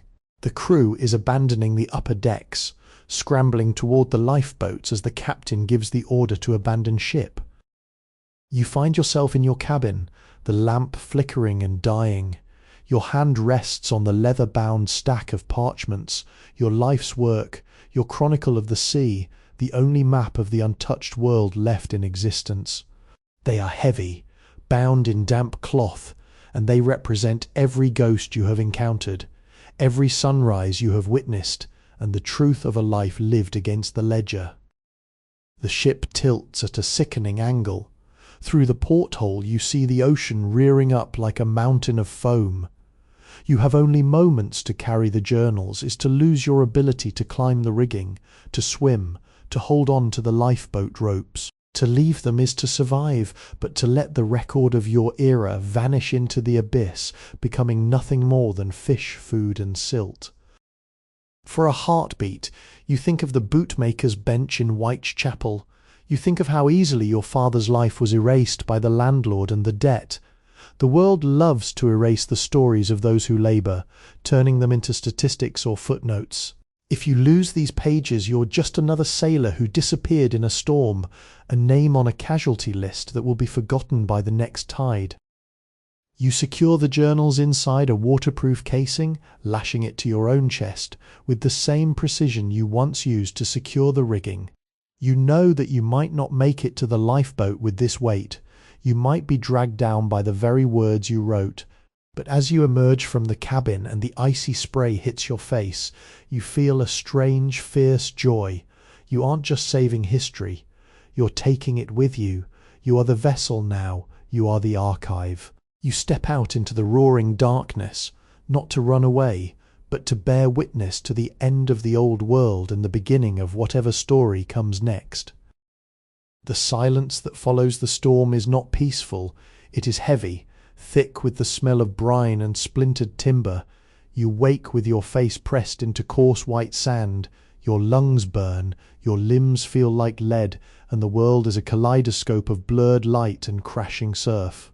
When you finally roll onto your back, the first thing you see is the sky, vast, indifferent, and blindingly clear. Beside you, lashed to your chest with a length of salt-rotted rope, the waterproof casing holds firm. You claw at the buckles with bleeding, trembling fingers. When you pull the journals out, they are damp at the edges, but the ink, your record of the wind, the stars, and the souls of the ships remains clear. You are alive. You stand and survey your surroundings. It is a small, jagged islet, a speck of emerald in a sea of sapphire. There is no smoke of coal, no thunder of pistons, no rhythmic grinding of industry. There is only the low melodic thrum of the tide and the rustle of palms. For the first time in years, the crushing weight of the modern world, the schedules, the quotas, the relentless demand for efficiency is entirely absent. You have been washed clean, deposited on the edge of the known world, a place where time is measured not by clocks, but by the arc of the sun and the slow drift of the clouds. In the days that follow, you live with the primal simplicity of a castaway. You gather fruit, you catch fish with a sharpened stick, and you build a shelter from the wreckage of the North Star that continues to wash ashore, remnants of the iron-hulled freighter, now reduced to scrap wood and twisted metal. It is a bitter irony. The machines that were meant to conquer the sea have been defeated by it, returning to the earth as debris. You spend your afternoons sitting on the highest cliff, looking out at the horizon where you once believed the world would end. You realize now that the world has no end. It only has transitions. The industrial age will continue, the smoke will thicken, and the maps will become more precise. But out here, the ocean remains exactly as it was when the first explorers set out. The tide does not care about the invention of the steam engine. The stars do not care about the price of sugar. You begin to read your own journals back to yourself, your voice low against the roar of the surf. You are no longer just writing, you are testifying. You have lived the transition of an entire century, from the slow tactile rhythm of a village cobbler to the mechanical pulse of the empire. You have seen the beauty of the old ways and the terrifying efficiency of the new. And as you sit there, the ink-stained chronicler of a vanishing era, you realize that you have become the bridge between them. You are the memory of the wind in a world that is forgetting how to listen. Beyond the white fringe of the beach, the island rises into a dense, verdant tangle of palms and ancient, strangling figs. On the third day of your solitude, you push inland, following a trickle of fresh water that leads to the heart of the island's highlands. There, hidden beneath a canopy so thick it filters the daylight into a cool emerald gloom, you find them, the stone foundations of a settlement. These are not the hastily erected shacks of a colonial outpost, nor the industrial barracks of a mining operation. They are circular dwellings built from volcanic rock, carefully fitted without mortar, aligned precisely to the position of the stars you have spent your life studying. You walk among these ruins, your hand tracing the cool, moss-slicked walls. The architecture speaks of a people who did not view the land as a resource to be extracted, but as a host to be honoured. They had lived here for centuries, navigating the vast Pacific not by the clock or the boiler, but by the flight of birds, the colour of the swells, and the ancestral songs of the winds.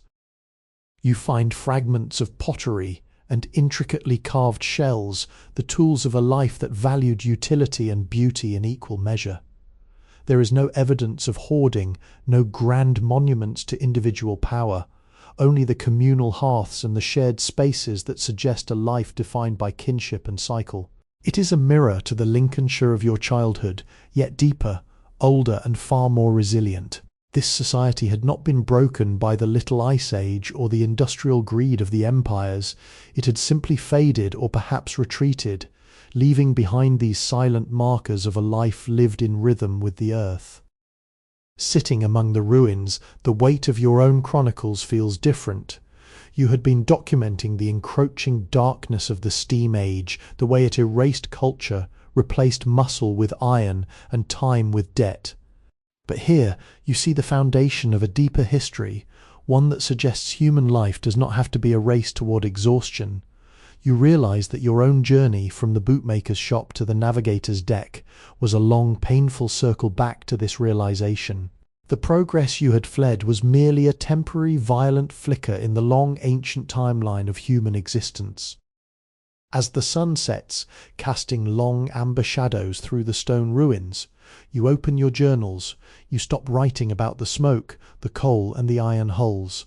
You start sketching the stones, the way they hold the heat of the sun, and the way the jungle slowly, patiently reclaims the work of human hands. You are no longer just an archivist of the vanishing, you are a student of the enduring. You recognize that while empires rise and engines roar, the earth possesses an infinite quiet capacity to wait, to regrow and to observe. You are not a ghost of the past, nor a victim of the future. You are a human being sitting in the heart of the world, finally learning the language of the silence. The peace of the island is not a permanent state, it is merely an interlude. On a morning when the sea is as flat and polished as an obsidian mirror, the horizon is violated by a smudge of charcoal black smoke. It is not the white plume of a storm or the misty breath of the sea, it is thick, greasy and unnatural. As the hours pass, the rhythm of the ocean is drowned out by the rhythmic thumping of an engine, a sound that vibrates through the very rock you stand upon. A steam-powered merchant freighter, likely off course and scanning for fresh water or timber, drops anchor in the bay.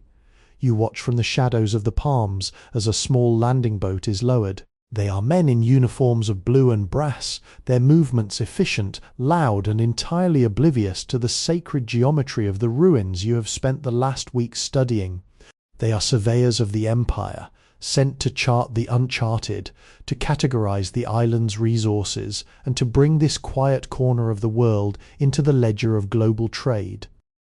You hold your journals against your chest, the leather worn and soft from the salt and the humidity. You have spent your time here as a student of the enduring, but now you are confronted with the reality of the pervasive. You realize that you cannot hide forever. The reach of the machine is global. It knows no borders, and it leaves no stone unturned. If you remain here, you will eventually be found, or you will die with the knowledge of this place buried with you, a secret that no one will ever hear. The men on the beach are shouting. Their voices are harsh, discordant sounds that clash with the calls of the seabirds. You see them hacking at the jungle with iron blades, treating the living forest as an obstacle to be cleared. It is the same violence you saw in the ports, the same disregard for the rhythm of the earth that defined the workshops of your youth. They are the heralds of the new age, and they carry with them the promise of maps, census rolls, and the eventual installation of the ticking clock. You stand on the cliffside, the wind tugging at your clothes, the journals heavy with the history of a century of human struggle. You have two choices. You can retreat deeper into the island, becoming a wild, forgotten hermit, a footnote in the annals of a history that will never know you existed. Or you can walk down to the beach, present yourself to these men, and carry the truth of what you have seen back into the heart of the world. You look at the ruins of the circular stone houses, then at the smoking funnel of the freighter. You realize that your mission is not to escape history, but to infiltrate it. You are the only one who remembers the silence. You are the only one who knows the cost of the iron. If you go back, you will be a man out of time, an anomaly in a world of gears and steam, but you will be the voice that refuses to let the world be turned entirely into a machine. The transition is jarring, moving from the quiet, stone-scented wisdom of the island to the cramped, oil-slicked deck of the steam merchant. The Iron Sovereign feels like stepping back into a cage. The sailors here don't look at the horizon to read the weather. They look at their watches. They don't listen to the wind. They listen to the vibration of the boiler. You are an anomaly in their eyes, a man with sun-bleached hair, clothes fashioned from salvaged canvas, and a leather-bound archive that smells of damp earth and ancient stone. The captain of the Iron Sovereign, a man whose face is mapped with the harsh lines of a ledger-keeper, views you with suspicion. He cares little for your stories of silent ruins or ancestral kinship. To him, you are merely a survivor of a wreck, a logistical inconvenience to be delivered to the nearest colonial port, but you find your purpose in the shadows, in the evenings when the crew is buried in their card games or their dull, machine-driven exhaustion. You sit in the corner of the mess hall, carefully preserving your notes. The world you left is not the world you are returning to. It has accelerated. In every port where the freighter stops, you see the rapid encroachment of the machine. The docks are larger, the cranes are faster, and the air is thicker with the soot of 1,000 chimneys. The little ice age that once terrified the farmers of your youth has been eclipsed by the man-made heat of the furnaces. You see people who are no longer connected to the seasons but to the shift whistle. They are the new proletarians, their hands as calloused as yours once were, but their spirits seem flattened by the relentless pace of production. You feel a profound sense of mourning. You are carrying the map of a world that is being paved over. The journals in your chest are more than just observations. They are a manifesto of what it means to be human in a world that is rapidly deciding that humanity is just another resource. You struggle to communicate with the crew. They speak in terms of tonnage, steam pressure, and market rates. When you try to tell them of the stones on the island, they listen with polite indifference, their eyes drifting back to the mechanical gauges. The conflict inside you is sharp.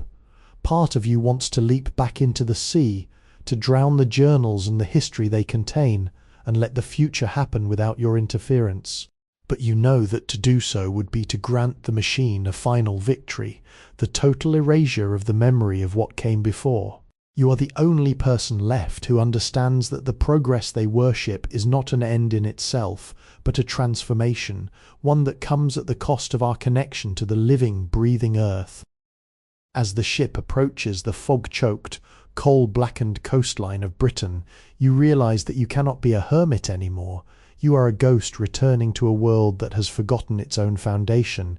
You tuck the journals deeper into your coat, feeling the weight of them against your heart. You are not just returning home, you are returning to the front lines of a war for the human soul.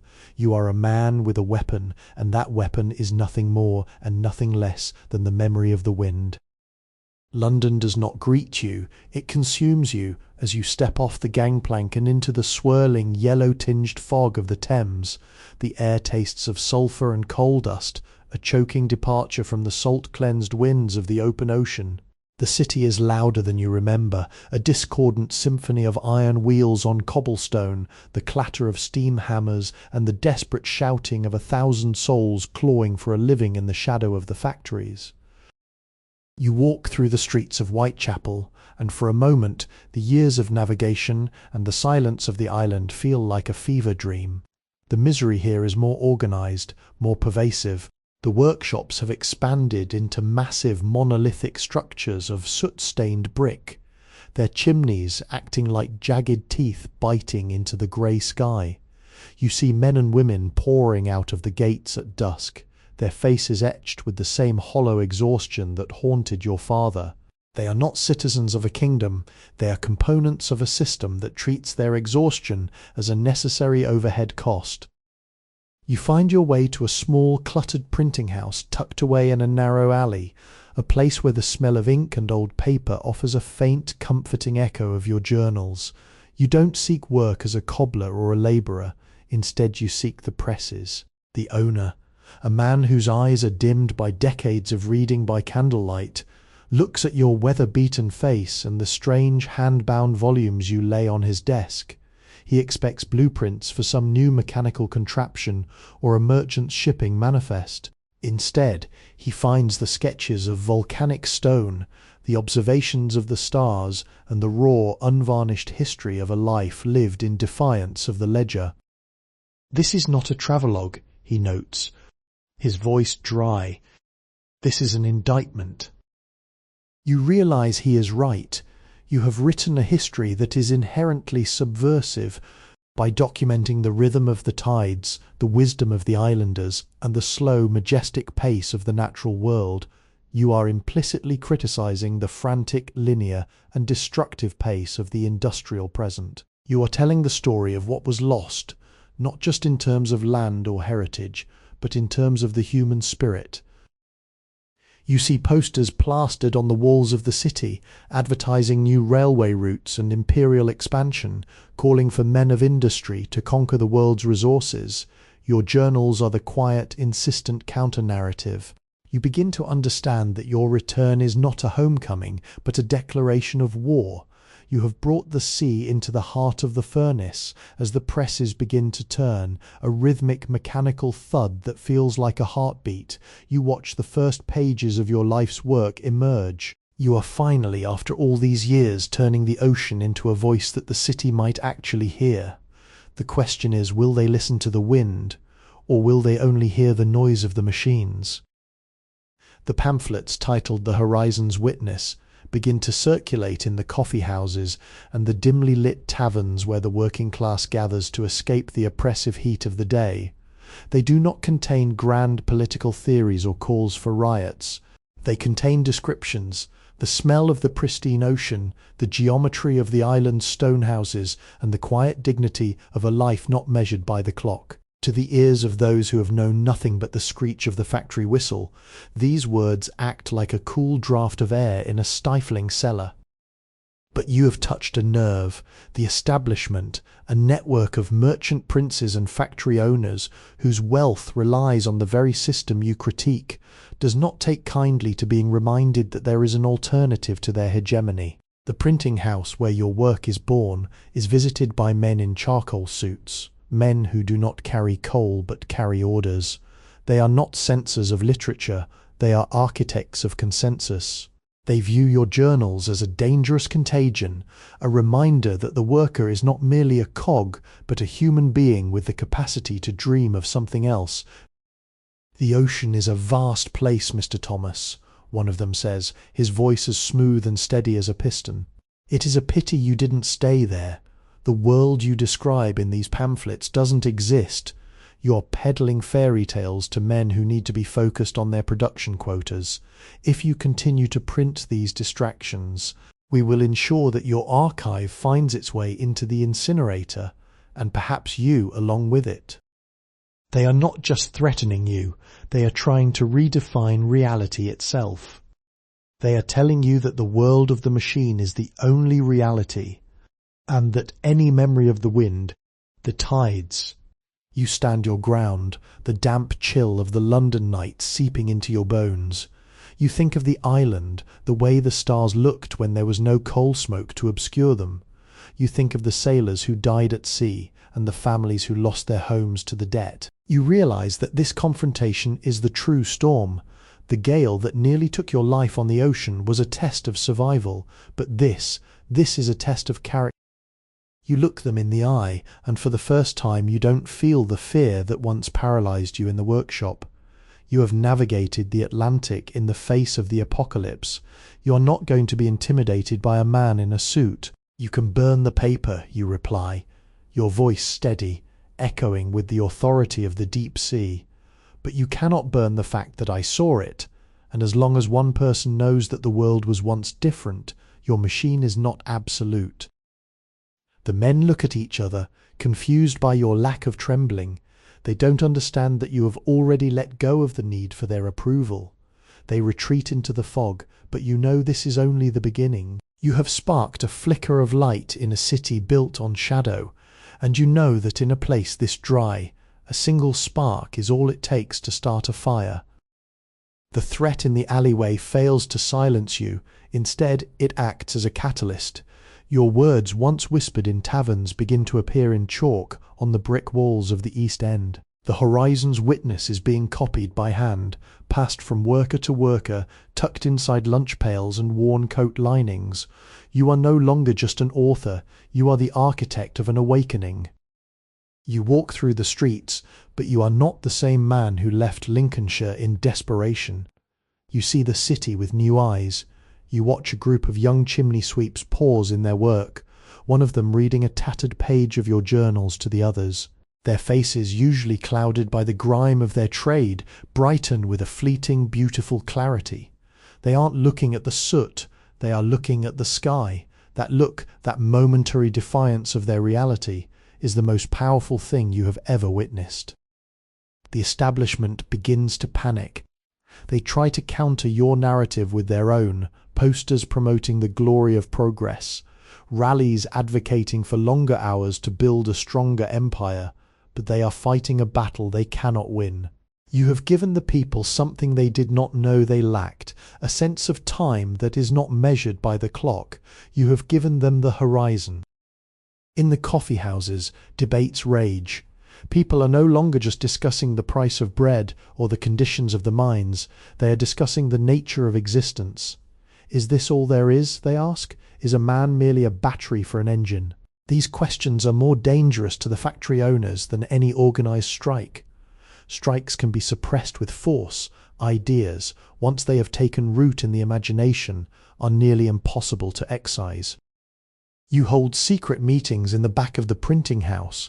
You meet former sailors who, like you, have grown weary of the machine and yearn for the open, indifferent power of the sea. You meet factory workers who have started secret reading circles, using your accounts of the island's stone houses to discuss a different way of organizing their own communities.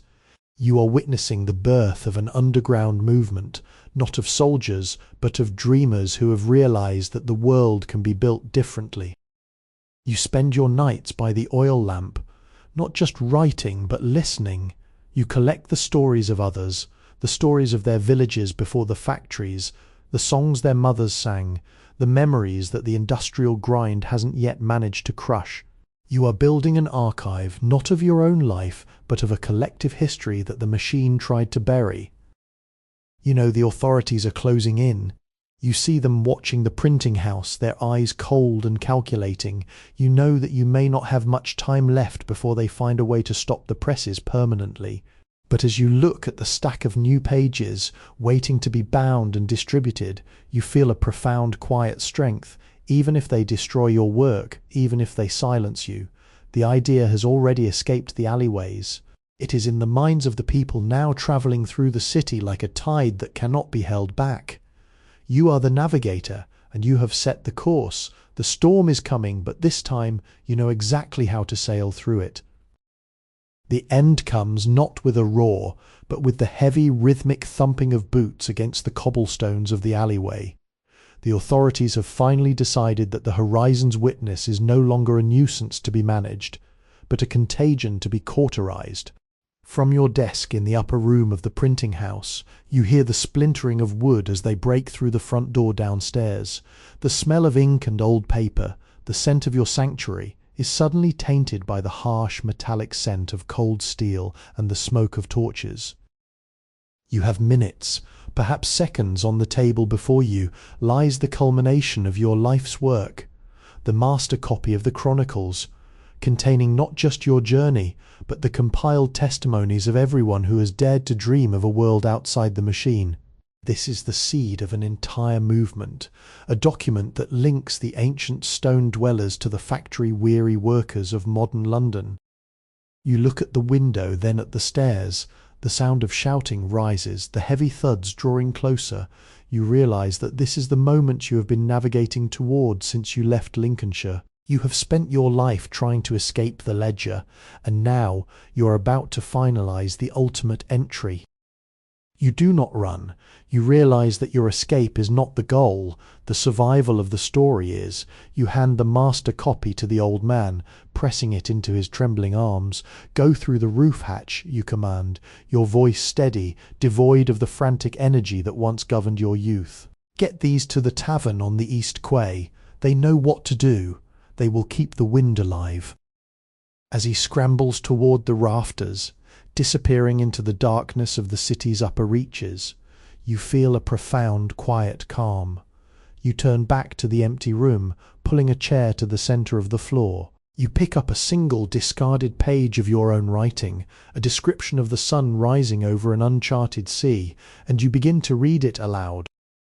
The door bursts open. The men in charcoal suits flood the room, their faces etched with the confusion of finding their prey waiting for them. They have come to silence an agitator, but they find a man who is no longer afraid of their power.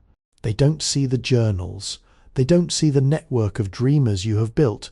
They only see you sitting calmly in the eye of the storm. "You are too late," you say, your voice ringing out against the cold, unyielding brick walls. You wanted to burn the record, but the story is already in the air. You can break the machine. You can arrest the man, but you cannot kill the memory of the horizon. They move toward you, the heavy weight of the state bearing down on one man, but you are smiling. You aren't thinking of the damp, dark cell that awaits you. You are thinking of the infinite blue of the Atlantic, the rustle of palms on an island of stone, and the faces of the young chimney sweeps who learn to look at the sky.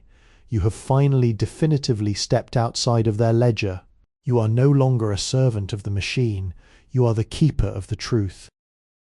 The cell is a tomb of damp stone, and the silence is intended to erode your sanity.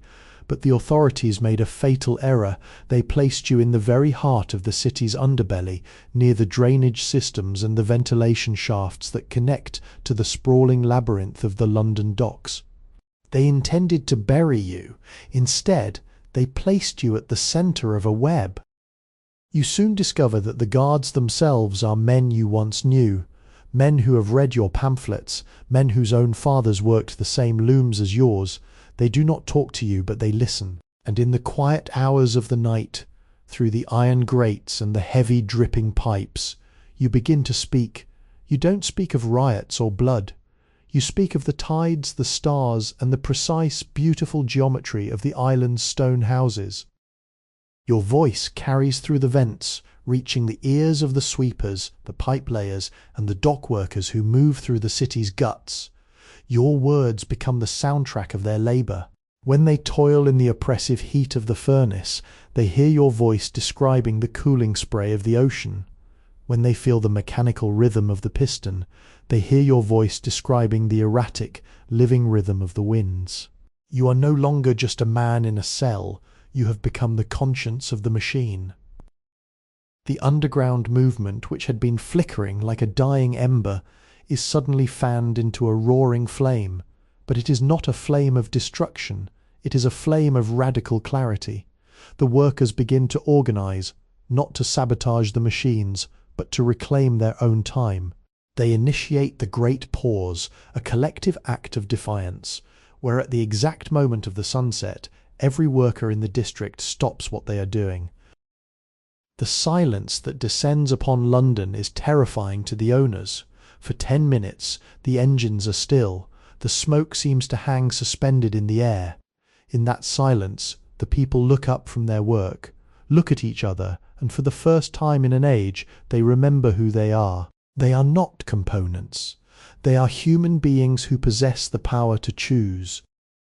You hear the echoes of this silence in your cell. It is the sound of the world breathing again. You realize that your imprisonment was not the end of your mission, but the beginning of the most important phase. You are the heartbeat of a new history, and the system is beginning to fracture under the weight of its own obsolescence. The walls of your cell are thick, but the walls of the empire are cracking. You are the architect of a silent revolution, and the tide is finally turning back toward the shore. The panic within the upper echelons of the city is palpable. The Great Pause has evolved. It is now a rhythmic disruption. Every day at sunset, the machinery of London falters not because of sabotage, but because the human will that drives the engines is choosing to look away. The merchant princes try to increase the pressure, to threaten to dock wages, but they cannot fire an entire city that has found its own pulse. In your cell, the air grows heavy with the anticipation of the end. You know they are coming for you.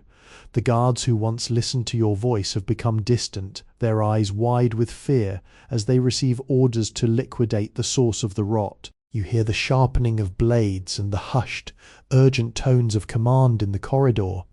They intend for this night to be your last.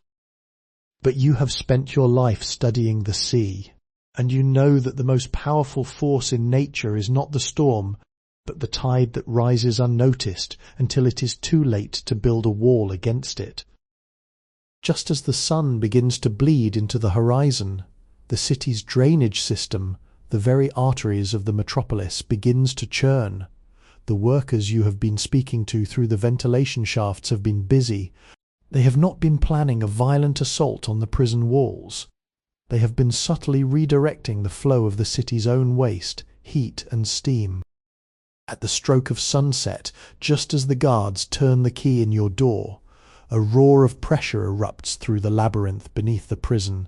The steam vents burst, the heavy pipes groan, and the prison is suddenly plunged into a chaos of fog and shadow. It is not an explosion of destruction, but an explosion of release. The internal pressures of the machine have been turned against the machine itself. In the confusion, the heavy iron door of your cell is not unlocked by a key, but by the sheer force of the system failing. You step out into the corridor, not as a prisoner, but as a ghost emerging from the belly of a leviathan. You don't run. You move with the steady, calm deliberation of a navigator. You navigate the winding, steam-choked tunnels, guided by the familiar voices of the workers who have orchestrated this moment. They are waiting for you at the tunnel exit that leads to the river. They are not armed with weapons, but with the tools of their trade, wrenches, lanterns, and the quiet, fierce strength of those who have reclaimed their own time. They look at you, their eyes reflecting the same light you saw in the chimney sweep's eyes. You are not their leader in the sense of a king or a commander. You are the one who reminded them that the sea still exists beyond the smoke. As you step onto the banks of the Thames, the city behind you is still caught in the paralysis of the Great Pause. The factories are silent, the street lamps are flickering, and the grip of the empire is momentarily broken. You look out toward the open water, where the scent of salt is trying to fight its way through the coal-heavy air. You are out, but you're not just fleeing, you are setting sail for the final unwritten chapter of this life. The London you leave behind is a city holding its breath. The silence of the great pause has left a void, and in that void, the seeds of a new world are beginning to germinate. You walk toward the coast, moving through the fog like a phantom. You are dressed in the coarse wool of a labourer, your journals secured in a waterproof pack against your back. You no longer carry the weight of a victim, you carry the map of a collective liberation. Your destination is not a secret island, but a place you have seen in the patterns of the waves and the alignment of the stars, the northern reaches, where the sea meets the jagged, unforgiving cliffs of a coast that the steamships avoid. It is a place of perpetual mist, of hidden coves, and of ancient wind-swept silence. As you travel, you are not alone. You are followed by a quiet stream of travellers, men and women who have abandoned the factories, teachers who have left the classrooms of indoctrination, and sailors who have grown tired of the mechanical pulse of the iron hulls. They don't look to you for commands, they look to you for the horizon. You have become a navigator, not of ships, but of a shared purpose. You reach the coastline at dawn. The sight before you is breathtaking, a vast grey expanse of water that stretches into eternity, indifferent to the demands of any empire. The air is sharp, metallic with salt and cold, and for the first time in years, the only rhythm you hear is the pulse of the tides against the stone. You begin to lead them to a place you have discovered in your long meditative study of the coast, a series of sea caves and hidden inlets, sheltered by high cliffs that block the noise of the industrial world. Here the community begins to take shape. It is not a city of brick or iron, but a settlement of driftwood, woven fibres and stone, a reflection of the ruins you once found on the distant island. You spend your days not writing in journals, but teaching. You teach the people how to navigate by the stars, how to read the language of the swells, and how to build a life that is governed by the sun rather than the whistle. You are building an archive, not of paper, but of practice. You are ensuring that even if the empire eventually finds this place, they will not be able to dismantle what you have created, a generation of people who know how to be free. As the sun sets, you stand on the cliff's edge, looking out at the boundless ocean. You realize that your mission has been accomplished. You have brought the sea back to the people, and you have taught them that the world is far larger than any ledger. You are the navigator who led them to the edge, but the journey forward now belongs to them. You take your journals, the ones that started it all, and you place them in a stone cache, a message in a bottle for whoever might come next, a record that the human spirit once chose to reclaim the world. You are finally completely part of the wind. Time in your northern sanctuary has lost its linear mechanical cruelty. It no longer marches forward with the unrelenting cadence of the factory whistle. It circles, breathes, and renews itself like the seasons. The community you founded has not grown into a city of monuments or a hub of trade. Instead, it has woven itself into the landscape, a scattered, fluid network of people who call themselves the Tide Watchers. You are an old man now, your hair the colour of the sea foam, your hands hardened by the salt and the stone. You spend your days sitting on the high, wind-battered cliffs watching the horizon. You are no longer the navigator who had to lead, but the witness who simply observes. The people of the settlement come to you, not for orders, but for stories. The stories of the world you left behind, the stories of the machines, and the vital ancient truth of why the silence is worth protecting. The world beyond the cliffs continues its frantic metallic expansion. You hear reports from the occasional travellers who drift into your cove, tales of vast iron networks, of cities that never sleep, of a world that is faster, louder, and more disconnected than ever, yet you do not feel bitterness. You know that for every gear that turns, there is a soul somewhere looking for an exit. Your settlement has become a beacon, not for conquest, but for memory. You have realized that the archive of the wind was never meant to be a static record. It is a living, breathing lineage. The children of your community learn to read the stars before they learn to read the ledger. They understand the language of the sea, the migration of the birds, and the importance of the pause. They are the architects of a future that the industrial age never envisioned, a future that values the endurance of the human spirit over the efficiency of the iron engine. On your final night, the air is thick with the scent of brine and the low, melodic thrum of the ocean, the same song you heard the night you decided to save your journals from the storm you walked down to the water's edge. The tide is coming in, a slow, unstoppable advance that erases the footprints in the sand. You leave your final thoughts not in ink but in the wind. You realize now that you were never just a bootmaker, or a navigator, or a prisoner. You were a bridge. You carried the memory of the old world into the heat of the new one, and you guided a generation back to the shore. As you look up at the vast, uncaring, beautiful canopy of the stars, you feel a profound sense of completeness. The machine will continue to roar, but it will never truly own the horizon. You turn and walk into the mist, not disappearing, but becoming one with the rhythm you spent a lifetime fighting to preserve. Generations have passed since the man who mapped the horizon walked into the mist. In the soot-choked heart of London, the factories have grown into monolithic structures that scrape the clouds, their rhythmic pounding so constant that it has become the default sound of existence.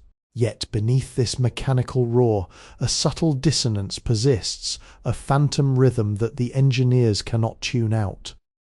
It is said that in the deepest levels of the mines, where the heat is most oppressive and the light of the sun is a forgotten myth, the miners often stop. They do not do it because of fatigue or organized rebellion. They do it because of a collective, inexplicable memory. For a few heartbeats, the machines seem to stumble. The miners listen not to the gears but to the silence, and in that silence they hear the faint, hauntingly clear sound of the tide. It is the echo of the tide watchers. The master copy of the journals, once hidden in a cache of volcanic stone, has become a relic of immense quiet power. It is not displayed in museums or studied in academies. Instead, it is passed like a secret password among those who have begun to doubt the finality of the Iron Age. It is read in basements by the light of tallow candles, its pages worn thin by the touch of thousands of seeking hands. Every reader who finishes the text does not become a revolutionary in the traditional sense. They become a keeper of the horizon. These keepers are everywhere. They are the clerks who intentionally introduce errors into the ledgers to save time for quiet contemplation. They are the factory overseers who allow the shifts to linger a moment longer in the dark, watching the stars through a skylight. They are the engineers who build a mechanical toy that when wound plays the sound of a distant crashing ocean. They are sabotaging the machine not by breaking it but by humanizing it. The unwritten symphony is what they call it, the collective synchronized choice of millions to exist outside the logic of the profit ledger. It is the realization that the empire built a cage, but they forgot to lock the windows of the mind. Thomas, the bootmaker who saw the ocean, has become a legend, an archetype of the soul that refuses to be measured.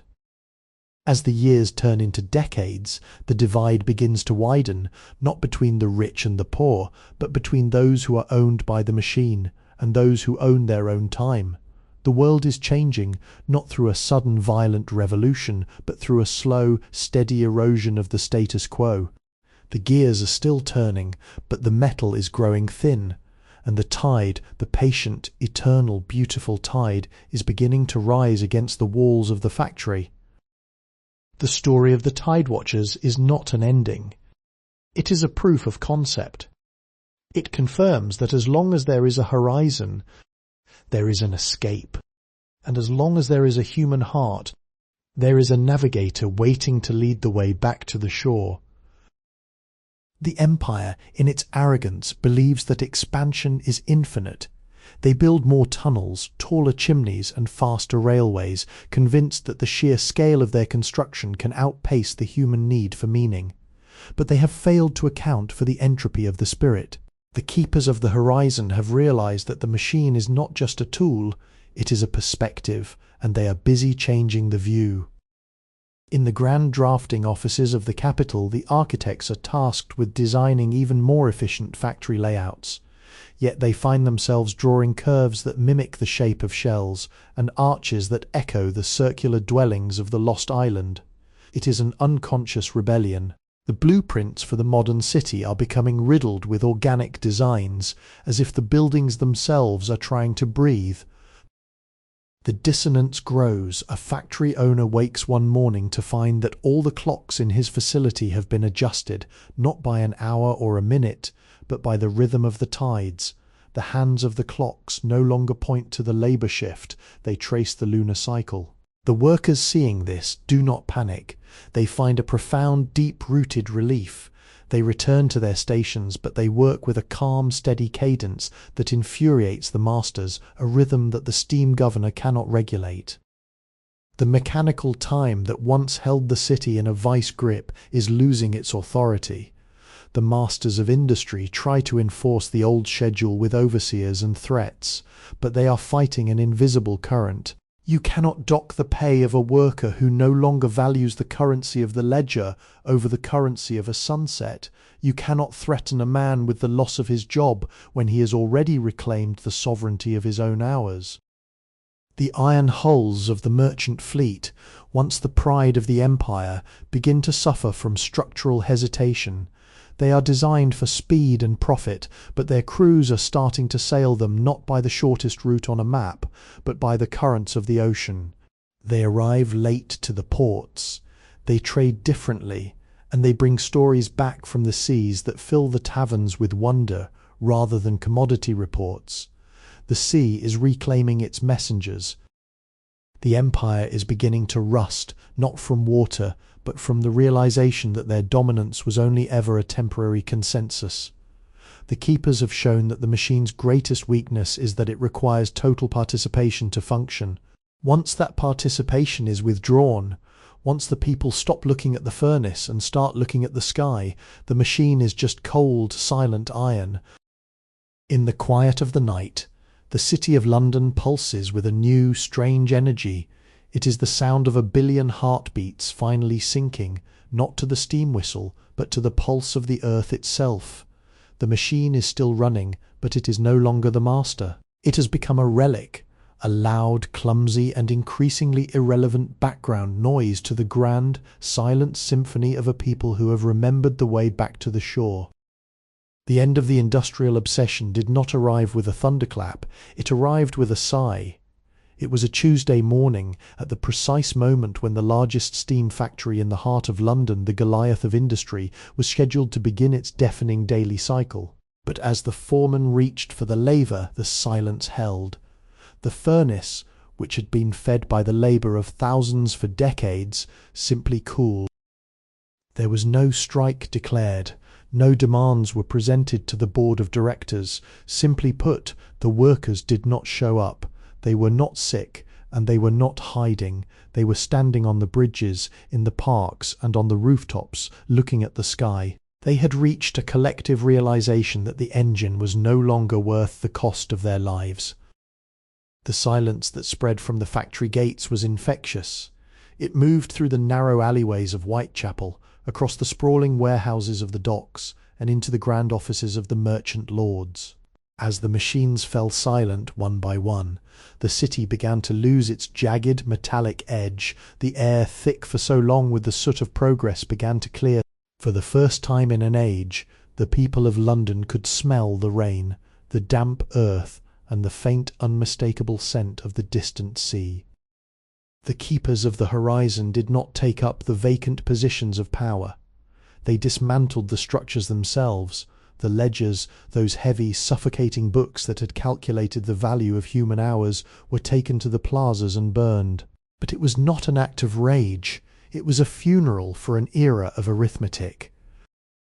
As the industrial structures began to crumble, left to be reclaimed by ivy, by moss, and by the patient hands of those who now built houses of stone and timber, the world did not fall into chaos. Instead, it returned to a scale that made sense. People began to live in villages, in circles, in groups that valued the rhythm of the seasons over the pace of the piston. The master copy of the journals, the humble archive you started in a small room, was now the blueprint for this new, quiet society. It was no longer a secret manifesto, but a foundational text of a culture that prioritized the integrity of the individual and the wisdom of the earth. You, in the final act of this long, winding journey, are nowhere and everywhere.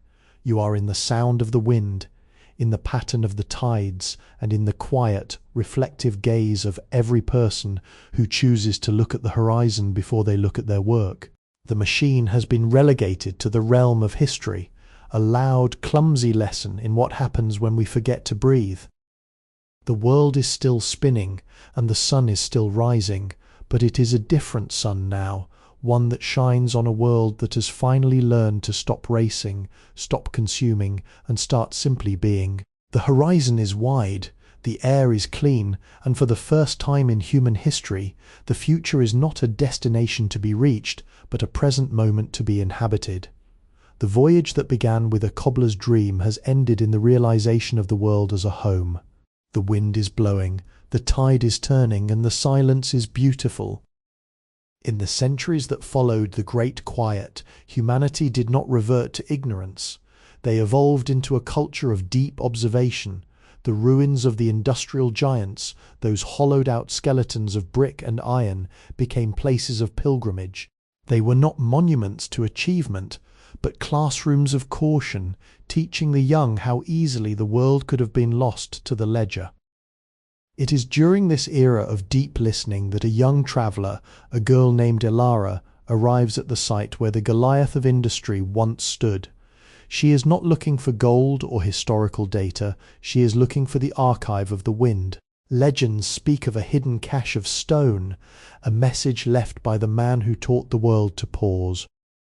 She finds the site by reading the landscape, not the maps. She notices how the trees grow in a pattern that echoes the geometry of the ancient island houses, and how the stream flows in a rhythm that matches the descriptions in the fragmented journals passed down through oral tradition. She digs into the earth, not with mechanical shovels, but with the patience of one who understands that history is buried, not hidden. Her fingers brush against something cold, hard, and unmistakably intentional. It is the stone cache. As she lifts the heavy lid, the scent of brine and old parchment escapes, defying centuries of decay. Inside are the original journals, the ink slightly faded, the leather worn, but the spirit of the writing as sharp as a sea breeze. As she begins to read, the world around her seems to shift. She isn't just reading a book. She is hearing the heartbeat of a man who refused to become a gear. She reads of the nights in the attic, the fear in the fog-shrouded alleys, and the moment the iron door clicked open.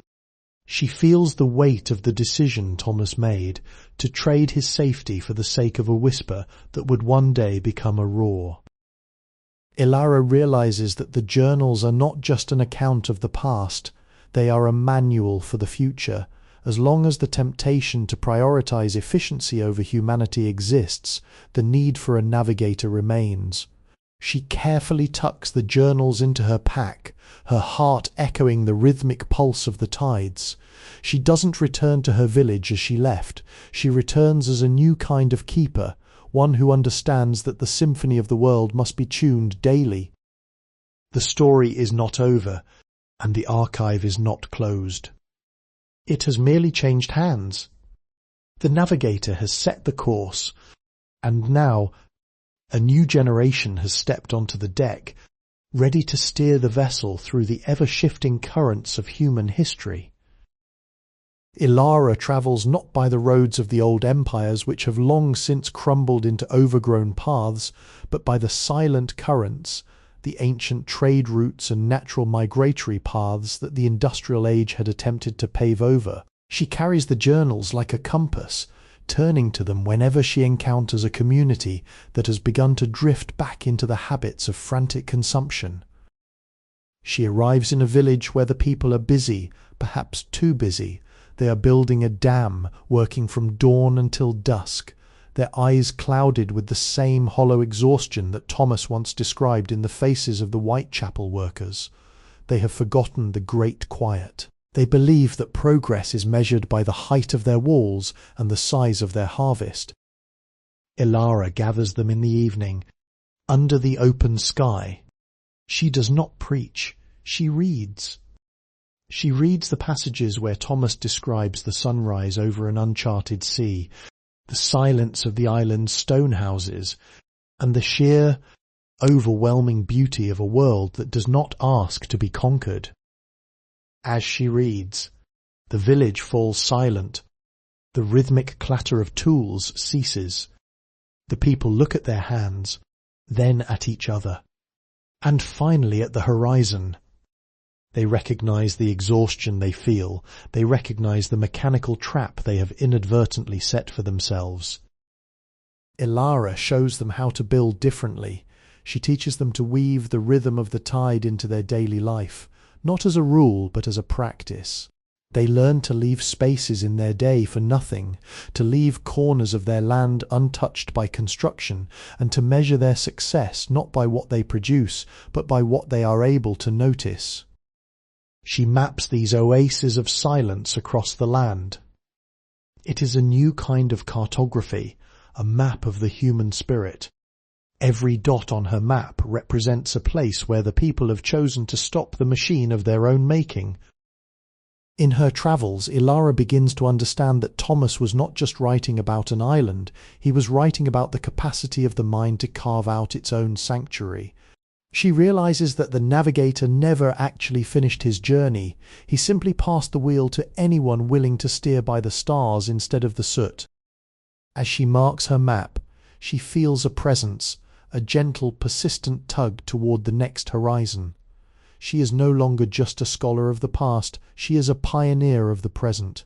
She knows that as long as there is a world to inhabit, there will always be a need for those who can stand on the edge, look into the vast, indifferent blue and say, "Here we will breathe, here we will be free." The danger does not come from steel and coal this time. It comes from the allure of perfection. In a valley nestled between the mountains, Ilara encounters a community that has abandoned the erratic grace of the tides for the cold, crystalline stability of the metronome. They have unearthed old, semi-functioning artifacts and integrated them into a network of acoustic resonators. These machines do not produce smoke or soot. They produce a pure, hypnotic tone, a constant, unwavering beat that synchronizes the heart and the mind. The people here are calm, yes, but it is a static calm. They are efficient, synchronized, and utterly devoid of the messy, unpredictable joy of being human. They believe they have finally mastered time by making it a constant, measurable vibration. "Listen," the leader of the valley says to Ilara, his voice devoid of inflection. "There is no more struggle. There is no more doubt. The beat holds us in a state of grace. It is the end of the discord that plagued the world before." Ilara listens and her heart aches. She hears the rhythm, but she feels the hollowness beneath it. It is the same trap as the factory whistle, merely disguised as enlightenment. It is an aesthetic prison. By removing the possibility of being out of tune, they have also removed the capacity for growth, for creativity, and for the profound human experience of finding one's own rhythm within the chaos of existence. She realizes that Thomas's journals are more vital now than ever. The struggle is no longer about labor or resources, it is about the sanctity of the individual frequency. That evening, Ilara does not try to break their machines. Instead, she sits at the edge of their perfectly synchronized plaza and begins to play a simple, discordant melody on a wooden flute, an old song of the sea, and accelerates with the breathing of the wind. The people pause. The purity of the metronome is interrupted by a human, imperfect note. The tension is palpable. The leader demands she stop.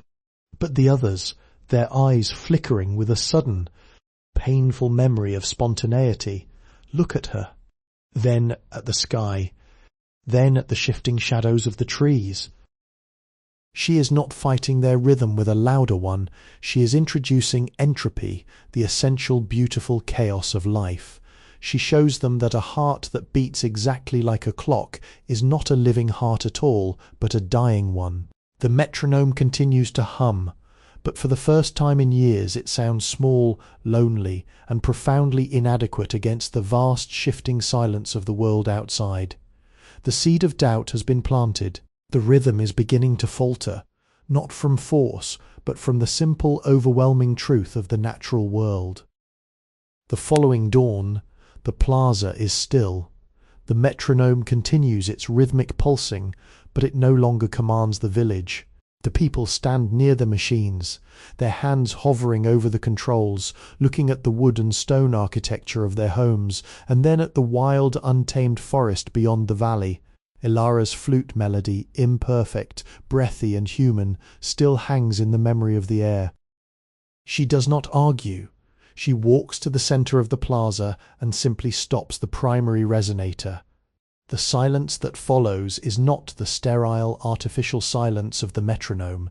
It is a heavy, natural silence, the sound of the wind moving through the pines, the distant rush of a creek, and the sound of their own breathing. It is at first terrifying. To those who have relied on the constant beat to define their existence, this natural silence feels like falling. But as they stand there, the fear begins to dissolve.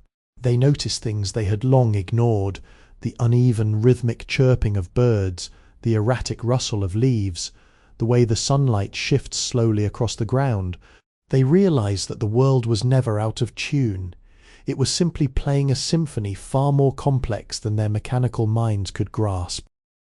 One by one, the villagers begin to move. They don't walk with the stiff, synchronized precision they had developed. They walk with a hesitation, a curiosity, and a fluidity that mimics the natural gait of the wild.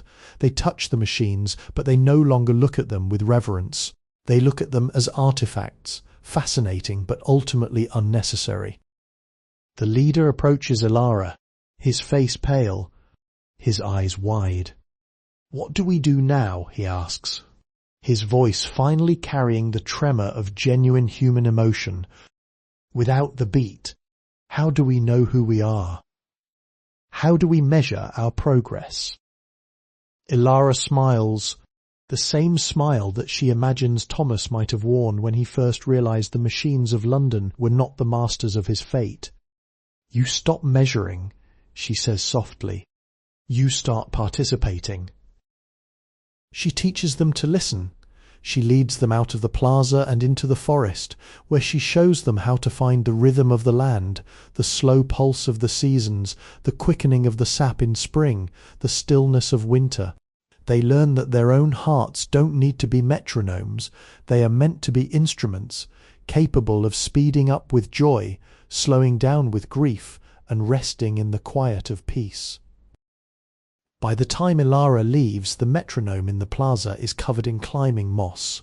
It is no longer an idol, it is a garden bed. The people of the valley are no longer a colony of the machine, they are a community of individuals, each moving to their own cadence, yet somehow in the grand, chaotic and beautiful dance of life, perfectly in sync with the world. Ilara looks back one last time as she heads toward the mountain pass. The valley is no longer a static cage. It is a place of potential, a space of infinite, unwritten music. She touches her pack, feeling the journals inside. The message is clear. The greatest act of rebellion is to be fully, authentically, and imperfectly human. Ilara finally reaches the edge of the world, a place where the mountains drop sharply into a sea so vast and turbulent that no clock could ever hope to measure its pulse. Here, in a small, solitary lighthouse-like tower built by the first tide watchers, she decides to stop. She has spent her life travelling, teaching and deconstructing the illusions of order, but she understands now that the temptation to fix the world into a static rhythm will always exist. It is a part of the human condition, the fear of the unknown, the desire to control the unpredictable. Her role was not to destroy that desire, but to provide an alternative. She takes the original salt-stained journals of Thomas, the same ones that survived the fire in Whitechapel and centuries of silence, and she places them in a glass-encased pedestal within the tower. She leaves them open to the final page, where Thomas had written, "The horizon is not a border to be crossed, but a promise that there is always something beyond the legend." She does not bury them this time. She leaves them for the wind and the salt air to witness. She knows that as long as these words exist, there will be someone, somewhere, who will feel the dissonance in their own heart and seek out the truth. Ilara walks out onto the balcony of the tower. The sun is setting, a chaotic, magnificent explosion of violet, gold, and deep, bruising crimson. Below, the ocean churns with the same rhythmic, eternal power it has held since the dawn of time. She feels no need to measure the duration of this sunset. She does not wonder when the tide will turn or when the stars will rise. She simply breathes. She has realized that the archive of the wind was never about the preservation of paper or the triumph of one ideology over another. It was about the preservation of wonder. It was about reminding humanity that they are not mere cogs in a cosmic machine, but architects of their own experience. As the light fades, Ilara turns away from the horizon and looks back at the world she has helped heal. There are no more factories, no more metronomes, but there is also no utopia. There is only life, messy, beautiful, and profoundly free. She feels a gentle, familiar presence in the air around her, as if Thomas and the countless keepers before her are standing there, watching the waves with her. She realizes that her journey is over, but the symphony has only just begun. The people of the world will continue to rise and fall, to struggle and to thrive, and they will continue to find their own ways back to the shore. She closes her eyes, and for the first time in her life, she lets go of the need to be the navigator. She lets the tide take the lead. The wind sweeps through the open windows of the tower, fluttering the pages of the journals, carrying the ink and the ideas out into the air, into the spray, and into the memory of the earth. The story of Thomas, of Ilara, and of the tide watchers becomes part of the world's atmosphere, an eternal, invisible current that will blow through the mind of every human being who ever looks up at the sky and asks what lies beyond the edge. The horizon is clear. The journey is complete. The silence is perfect. Sleepy History with Benedict is created for relaxation, entertainment, and sleep purposes. The stories shared on this channel are inspired by historical events, daily life, and real periods in history, but they may be simplified, adapted, or narrated in a calming way to enhance the listening experience. This content is not intended to be a precise academic or educational source. While we aim to stay generally accurate, some details may be altered for storytelling flow and relaxation. Please do not rely on this channel as a primary source for historical research or study. By listening, you acknowledge that this content is designed to help you unwind, relax, and fall asleep. Thank you for your understanding and support.